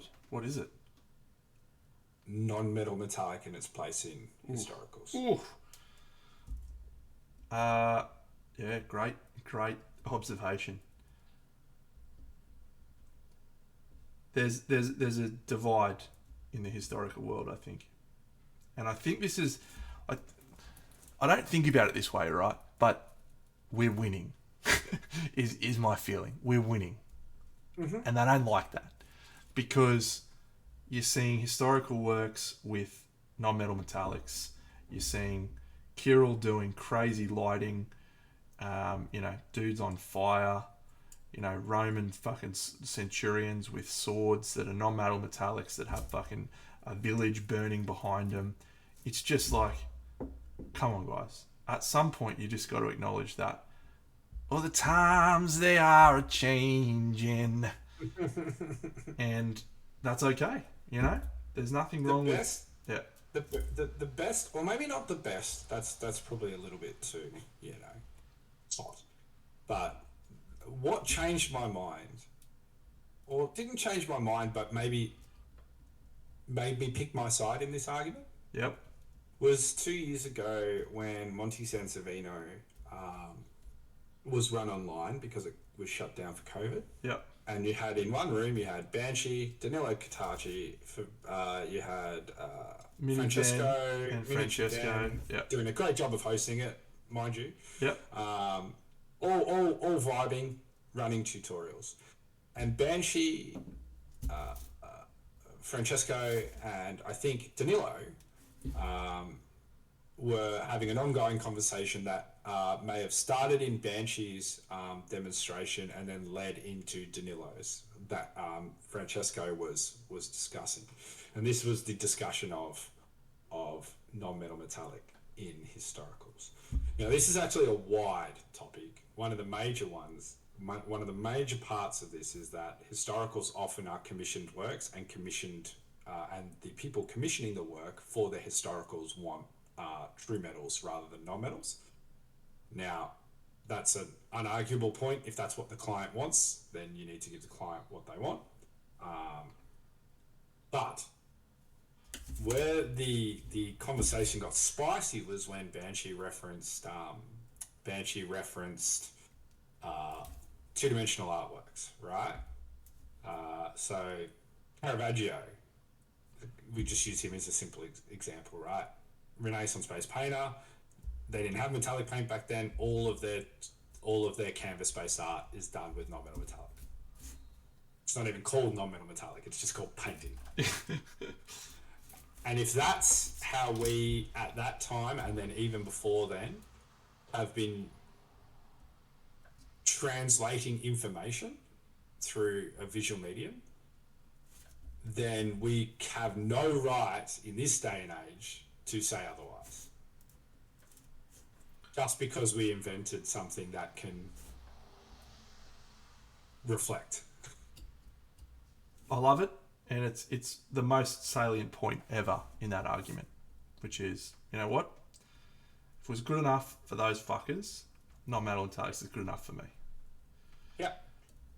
So I want both. I want both at all times. I was penalised at QMHE for having an element on one of my shields painted in non-metal metallic and not true metal.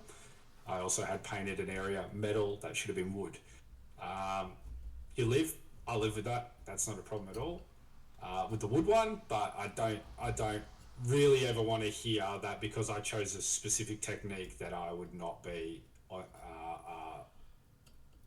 spectated in the judged in the same way is a better word, and I don't want that for anyone, and that's something that like I will work very hard to remove from in our culture and our scene because that's like just all shit really.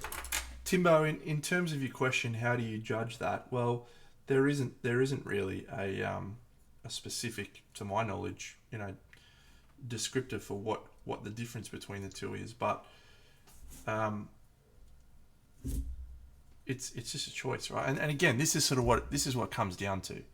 Um, there's no difference, right? We're still fucking painting little toy soldiers, and we're trying to make our little toy soldiers look like real people, and that's it. That's all we're doing. They're choosing to do it in a specific way, and we're choosing to do it in a different way.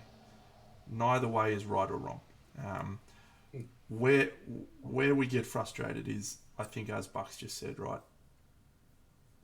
There shouldn't be that divide. There shouldn't be that. Well, if you've painted it with true metallic metals, you're automatically going to be doing better than if you paint it with non-metallic metals. The question should be, did you paint it good? If yes, well done. If no, try again. Conversation over. But, again, the definition of what is good is where we get into these discussions, because people think different things are good. Okay, so you also have a question, Tim. How would we categorize historical? And then you go on to say, is a Viking, like a Viking medal that I mentioned, historical or fantasy? For models like that, they can be both. So you can choose.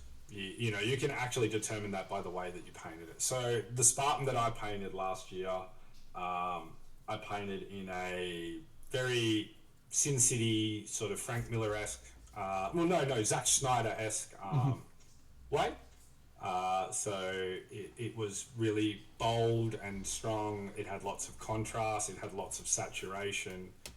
It kind of hit the three major things that were in that film with like a really loud, lavish red cloak and, very, very saturated gold.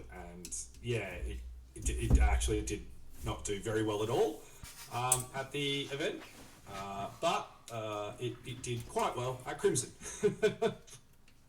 If you actually want to see, because we obviously reference QMHE a lot, if you want to see the QMHE post wrap up that we did, you can catch that on Trent's YouTube channel.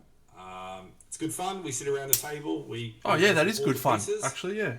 Yeah, we go through all the pieces that we took. We sort of analyze them. We analyze their results. We talk about our personal feelings. We had some guest commentary from Rocket. She had some fun opinions on some stuff. It was a good time. I'll grab a link actually, because that was a good day. I'll get that done for you. You keep going, mate. True Metal Metallics goes fine at Crimson, mate. I like to think that we really look at if something's good or bad. I like to think. Well, yeah, I mean, Sebastian comes from a generation of painting where true metals was optimal, even in fantasy painting. So he has a really fond love for true metals. And the piece and that won has been our head judge for the last 4 years. So. And the piece that won was True Metallics. So this is true. Yeah, won best in show. Yup. All right. We're at a crossroads. All the times they are changing. Is this actually good, or is it shithouse? YouTube's really annoying now. You got to click these tabs, make sure it's the latest. We've got to go through Deno's deep dive into Oathsworn. Oh, that was good fun. They're good videos if you haven't watched them. They are. They are indeed. QMHG. Where are you?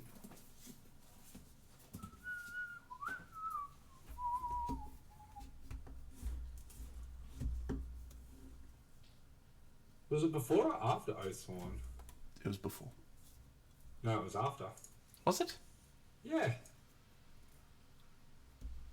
Huh. All right. There we go. It's also got the Storm and or Honey Bunny Paints and Bernex Layton in the video as well, so it's good fun. I think we might have to do something of the like for the Guilds Inn. You might not be there for that one, big fella. You might have already flown home, but we can maybe do a recording or something like that. Yeah, we'll do it. We'll do a post-show review, no doubt. Yeah.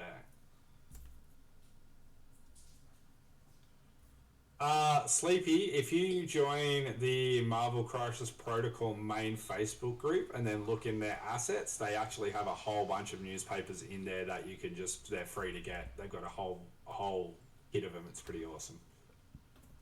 And all you just do is just Google or Etsy fucking things, mate. There's a million of them. All right, so circling back, so we covered a few pretty cool things about historicals. Do you think that fantasy painters appreciate the subtlety of historicals? As a general rule, no. As a general rule, no. But there are absolutely historical painters that do subtle work that we do appreciate, and there's more than one. Subtlety is an art form in itself. I was actually listening to a YouTube channel or video on art and how masters back in the day, like often it was actually the subtlety that was how you would determine who was really, really good, right? Yeah. Which I think we still do to this day. I think that's a key element for Golden Demon, for example. I mean, to go back to a point you made earlier, right? Danilo Cartacci did a painting demonstration at Monty, and I remember you just going, "This guy's cooked. Like, he's absolutely fucking cooked. He's a genius. He's a fucking genius. What are we doing with our lives?" You know, just losing the plot. To this day, I think that Danilo Cartacci is one of the best painters on the planet. Fucking, it was quite amusing how much he lost the plot over it. Yeah. I mean, is me losing the plot over cool painting that crazy though? Like, I'm a bit of a mark. Like, I'm a bit of a hype guy. You are. Oh, I need that pen again. Damn, gotta go get it. Let's go to Instagram right now and just go to Danilo's account.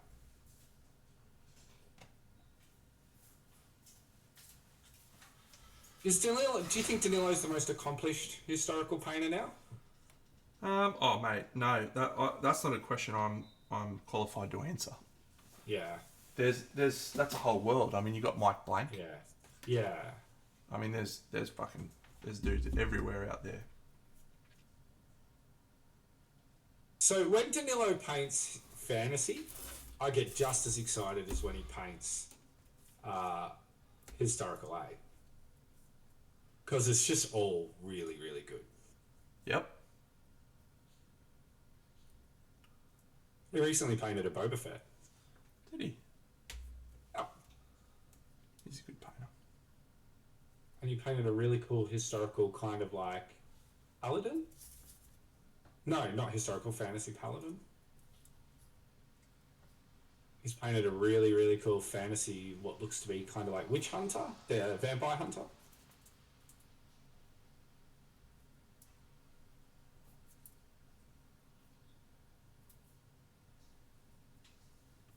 Yeah, he's an absolute jet. He's a jet. And obviously, and if you didn't know, he obviously won World Model Expo's Best in Show. That he did.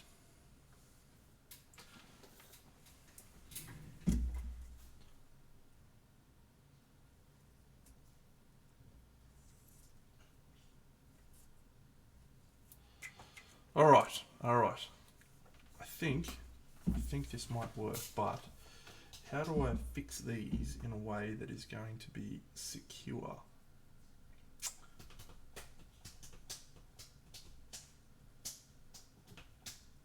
I don't know. The last thing that I wrote down here Mm-hmm. is, are we, you and I, just a bit naive as well? Yes. In that we are so far away from the pulse, and we can't attend all of the. This is a question I ask actually almost after every Monday night that we talk about, these topics, because we're so far away in the world and cannot get to all of these events and can't spend time with all of the different wonderful people in this hobby regularly. Are these conversations old conversations that have been had around the tables after events, and we've just been unfortunate to miss out on them, and so have an opinion that's always maybe just a little bit behind where things are? That's a very insightful comment, Andrew. And the answer to that is inevitably yes. But you also have to understand that that's a byproduct of our scene. Mm-hmm. And our scene is not as mature as those guys' scene is. So, yeah. It's just how it is, mate. Oh, yeah. We still have all our friends that come to the stream and listen to us chat, right? So we can't be that whack. Damn, that shit is whack. All right, I think I'm going to hot glue this. Is that a bad idea? You could just super glue it.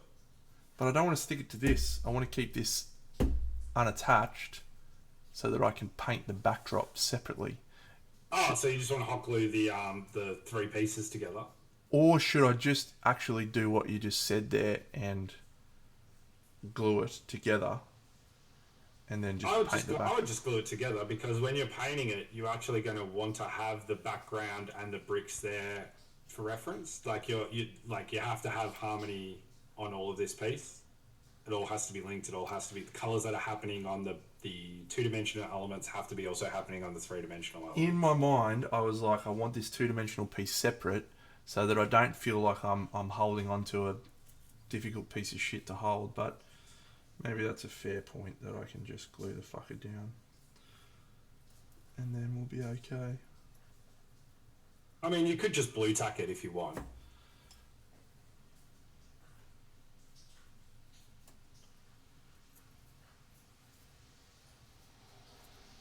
Looks pretty cool, doesn't it? You think so? Well, I think so, but I also think this is already a more refined, more skillful version of what you did with Maddox in the 75mm. And I know you were very fond of Maddox and thought that was one of your better painted miniatures from 2021. It was. The difference is you used a realm gate back then and kind of just took it easy, whereas this time you've put all the extra effort in on the bricks. And my man, you know how I feel about bricks. I know. I'm also quite partial to bricks. I don't know if it's worth it though. That's the thing. I'm sitting here just going, is this extra effort? I could just use another fucking realm gate. Of course it's worth it. I mean, have you had fun? Yeah, of course I've had fun, dickhead. But then why are you asking dumb questions? because I have fun doing anything, mate. I would love for you to write on a piece of paper and stick it on that desk in front of you that this is not you being normal Deno. This is you being Deno enhanced. This is Super Saiyan Deno mode.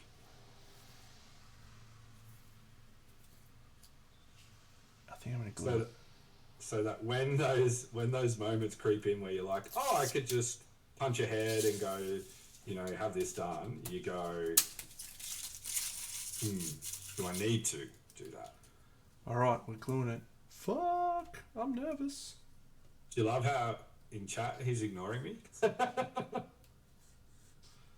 don't need that, Andrew.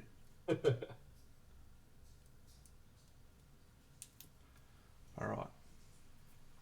Do I hot glue it? No, I don't hot glue it. I just super glue it. Super glue it. We've talked for a good hour and a bit about historicals. I think it's a conversation we can revisit in the future. I would love to be able to get someone alongside us who maybe is predominantly a historical painter to talk a little bit more about it. Maybe we can learn some things.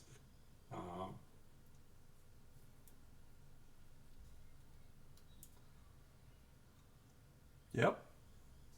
When we're big and famous, you know. Wait, you're already big and famous. This should be happening, mate. I could get famous use your people. pull. I could get famous people if I wanted. I just like talking to you, mate. Yeah, that's fair.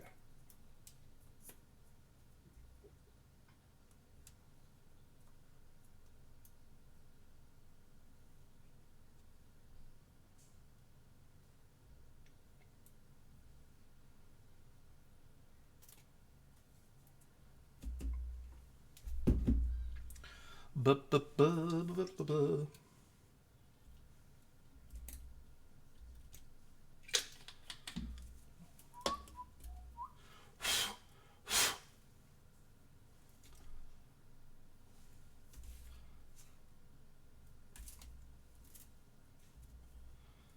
Okay, that's pretty good. And now we just gotta fucking put this guy on and do some fucking bits on this guy.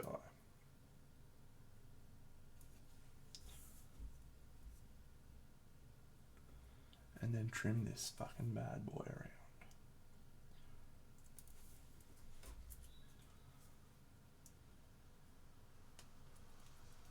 Oh, this is a bad idea actually.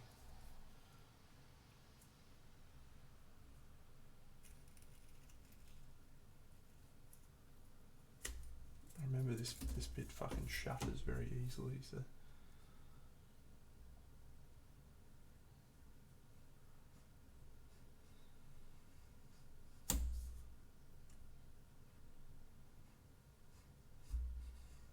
I'm gonna send you a little photo now, my friend. alright.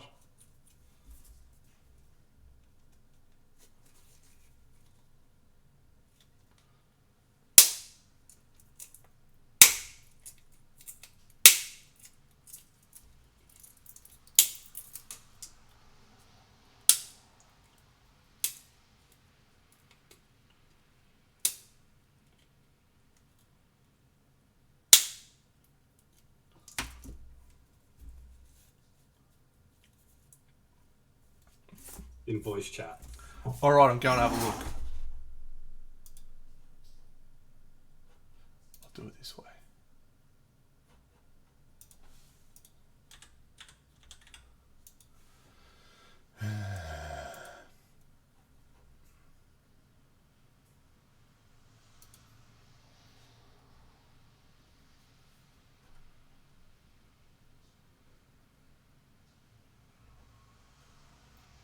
Oh. This is a little buck sale, is it? Yeah, it's after we finish up tonight, I'm going to go put all the oils in. And yeah, we're about 60% of the way. Oh, nice. There I am again. Just...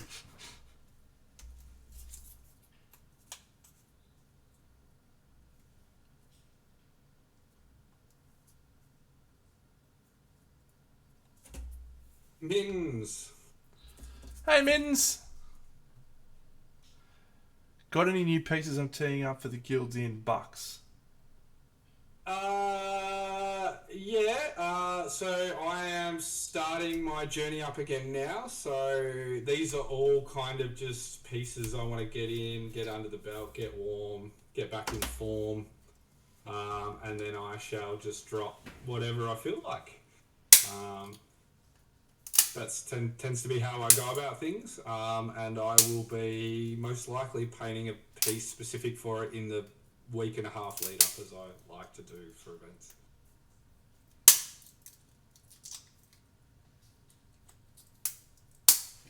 Ow.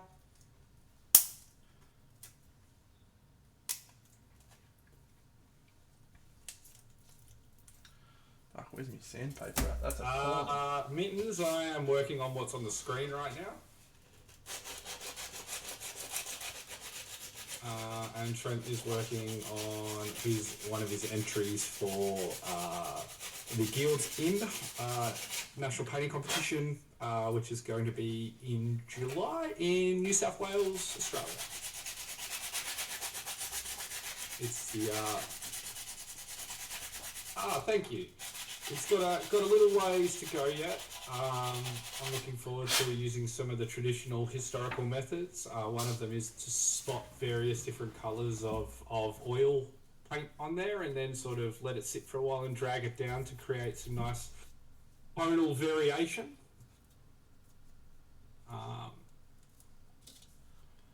We've chosen to do a very, very traditional historical skin palette for this one as well. I knew there was a reason I didn't want to do this, Bucks, but Yeah. I'm committed now. What was the reason? I'm going to have to paint behind this fucking thing.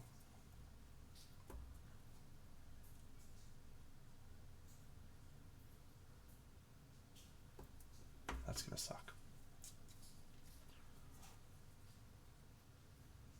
What do you got for me, mate? Do you like this guy? That's one of the worst sculpted faces I've ever seen. Yeah, you don't like this guy's face, do you? You don't like the model. I remember you saying you don't like fucking the model. hate the model. For this guy. Yeah, your paint job is more than adequate, mate. More than adequate. I don't like Hopefully it. we can finish it off nicely. All right. Throw some blood effects in there, some carved up poor unfortunate souls. Poor unfortunate souls. In pain. In need. Alright, I'm going to try putting this whole thing together and we'll see how we look. And we can decide if we want to ditch this entire night's work. His historical faces might seem odd at times. I think they often get a little bit of criticism for their faces, but they're not. I think they're less interested in sculpting. This is where I differ with Deno. I don't think they're bad. I think they're just less interested in sculpting attractive stuff. They kind of want them to just look like heads like smashed. What is it? Heads like dropped pies, smashed crabs. Head like a bucket of smashed crabs. Yeah. Yeah. Head like a butcher's apron. Yeah. Yeah.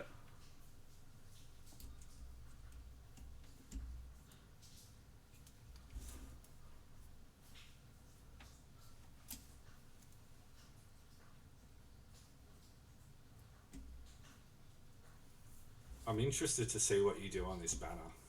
Oh. Let's have a relax, mate. Do you have a plan? No plans. Yet. I haven't really thought about thinking. That's what you got. No chance in hell. Look at that. Right. So you're going to have to connect the obviously connect the archway in. Yeah, the brickwork. Yeah, I'm going to do that later. Can I make a minor suggestion? I would love a minor suggestion. Can you put some of the smaller scaling bricks into the base as well? Yeah, I haven't finished the base. Yeah, I know. That's why it's a suggestion. They're clearly not finished, but maybe I should have asked, are you planning on doing that? I am, yes. Yeah. Do you know what I think could be really cool as well? What? Have you got any braziers or anything that could be potentially mounted on the walls to create some... What's that access that's coming out towards us? X, Y, I don't know, whatever the access is. Depth. So if you could, depth. So if you can put maybe a burning brazier on the wall, sort of, coming out over them could be really nice. Yeah, I could do that. What I was contemplating was some of these bad boys in the walls, maybe. Yeah, that could be pretty cool. Even just some jutting pieces of wire, structure, like metal structure on the inside of the bricks. That they've obviously got plenty of metal.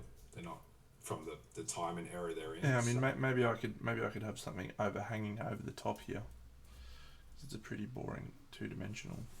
Yeah. So actually, that's a really good thing to do. Like, turn it on its side. Let's go deep. Let's go like full analytical. Show me it from the side. Let's see if there's ways we can enhance it from the side angles. Yeah. Hang on. Oh, we got the roaming cam. I thought you were bringing on the roaming cam then. No, roaming cam's not happening, but...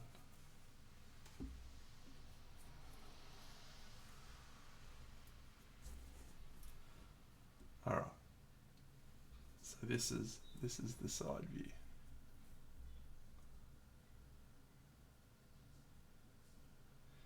I don't think we'll ever go to that full degree. I think this is going to be our only.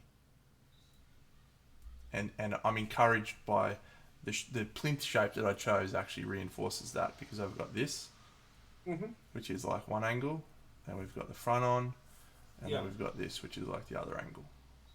So that's about all we got going on. I am. You made it clear. I mean, you don't just want to chuck some crazy cool lighting effects in behind it. I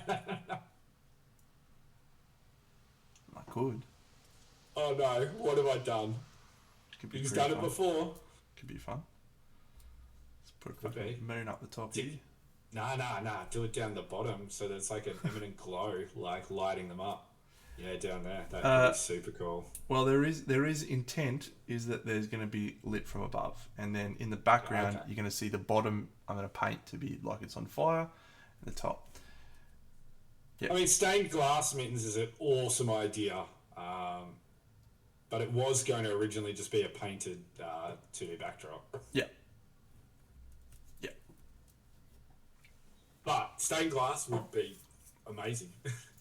Stained glass would be amazing. Calm your farm, all of you people. That's all I want to say. Just calm your farm. I haven't seen stained glass done like crazy good. I think I've seen one stained glass done like crazy good. That was the one that was at Monty. Mihaus did some crazy. One, yeah. Stained glass. Cool. I really like the shape. Like, I really like the flow of those two models together. But that'd be wild. There's a lot of dead space. So I was up painting late last night, and actually I saw AC painting. I hadn't seen him painting obviously UK painter, so painting on a different time zone. He's a bit of a jet. Yeah, he's a good painter. I thought I followed him, but I didn't, so I chucked him a follow last night. No, he's a good painter. He called me two ducks. Two ducks. Like, yeah, that's fine. It's all good. That's not a bad name, actually. I think some other punter got upset though because he had duck in his name. He's like, "Hey man, I'm the duck." I'm like, "All yours, pal." Yeah.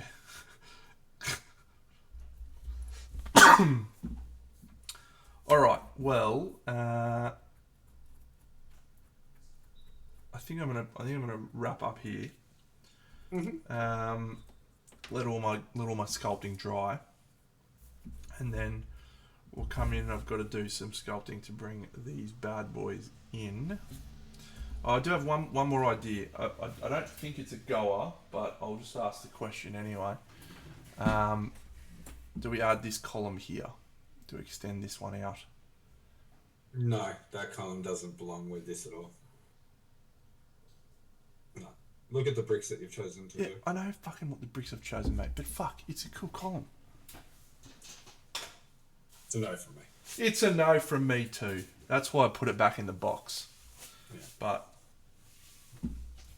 no, just build up, like down on that little space, build up those bricks, some shattered and fallen bricks. It actually, I'm not against the idea, right? Because what it does do is it creates another sense of depth, but I don't think it's actually right for it, so. It's a Greek pillar though, yeah. Like it's I know it's a Greek pillar. I know. This is not a Greek scheme. Yeah. Well, actually, this is a little bit Grecian. Tiny bit. Yeah. Sun and moon. All right. So next steps is sculpting and bringing all of this into a nice shape and some brickwork and some rocks. And can you take out that truly revolting tub that you've got sitting there? My God. This has got it's so disgusting. Watery PVA and about 10 years. Everyone knows. Everyone's thinking it. I'm not saying it. 10 years worth of PVA dried in the top there. It looks like 10 years of something else dried on the top there, champion. How dare you? How dare you? Mittens, you're a female. That's an inappropriate comment. That might not translate, actually. Yeah. It's a very funny joke from me. Oh. I heard it. I sent that one to you just before. So yeah, it was a great pickup line. Oh, the pickup line was very funny. Do you have home insurance? Yeah, Home insurance. Your back door's about to be smashed in. That's outstanding. I think that's my all-time fucking favourite thing I've heard this week. Yeah, I mean, that's a much more appropriate use for a container, unlike Deno, who's telling us all it's watered down PVA, and I guess we'll have to believe him, and I'm not brave enough to ever find out, so... Touch it, touch it, touch it, touch me. I wanna be dirty. Kill me, feel me, fulfill me. Creature of the night. Creature of the night. Yeah, so we'll retouch on historicals again. Yeah, I don't think we fully explored, you know, our love of it, because we sort of dived a little bit too much into the fucking historical community as a general rule are a bunch of pillocks. The stereotypes. So maybe the stereotypes are enough for a Monday night, a party Monday as is. But yeah, if we maybe jump into what we love, I'll prepare some of the I'll prepare some links and things. At some point soon, we're gonna have to do Party Monday after dark, though, where we just cut sick and and I go absolutely ballistic, because I don't think people on the stream really know who I am. They just know. No, it's been a while since we've we try to keep it pretty kosher for everyone, but you know, after dark could be good. You could hear some saucy hot takes. Maybe we'll have to do it in a Discord. What do you reckon? Yeah, maybe join our Discord, friends. Yeah, if you haven't already. And by ours, we definitely mean mine. Not ours. Mine. Mine. By ours, we definitely mean mine. Yeah. Our Discord's doing really, really well. Shout out to the Dirty Paint Water in Society. Society now, isn't it? I don't really know. I just pay people to manage it. There's over 200 members in that Discord now. I pay people to manage it, mate. I just participate.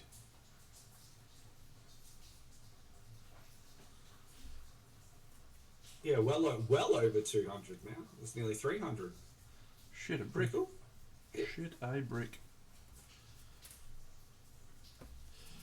Very good. Nice little flex. If I look at it's bigger than some of the other well-known Discords that I know of. That you're a member of. Well done to Storm and Ben. And well done to me, mate. I obviously brought the quality of it up significantly just by existing. Yeah, sure. You're giving me nothing today, mate. You're giving me nothing. Why did you hate my poor little lightning man so much? What lightning man? Oh, he's fucking shit, mate. That is it. That is the shittest thing you've painted in years. Years, I tell you. It's so bad. It's awful. Learned a lot. He's actually really important. Yeah, he's really important. Keep telling yourself that, Pillock. Yeah, listen, alright? He's got a name, and his name is Punching Bag. And everyone needs to have a punching bag in the corner of their dojo. Yeah. Mine's name's Andy fucking Bucks. Yeah, that's fine. I can take it.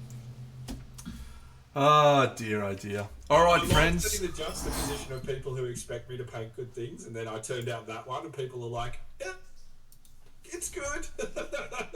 Is it though?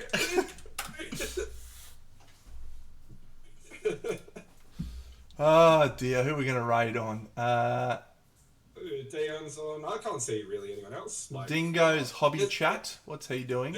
Esmeralda's on. Count Bug. Night Timbo. Dingo's Hobby Chat. What are you painting? Nacho Gonzalez. Dim.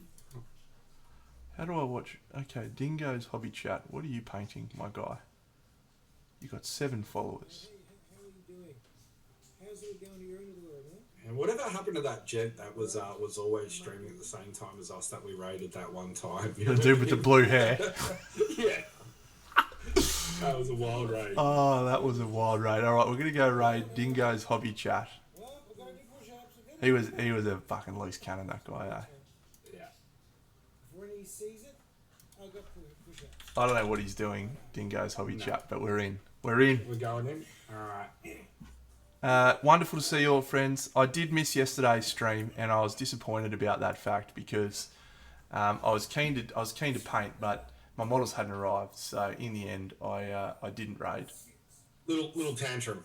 Yeah, didn't stream. But I'm back now that my models are here. We're back in, so I'll be back on Sunday. See you all then, friends. Big Dano out.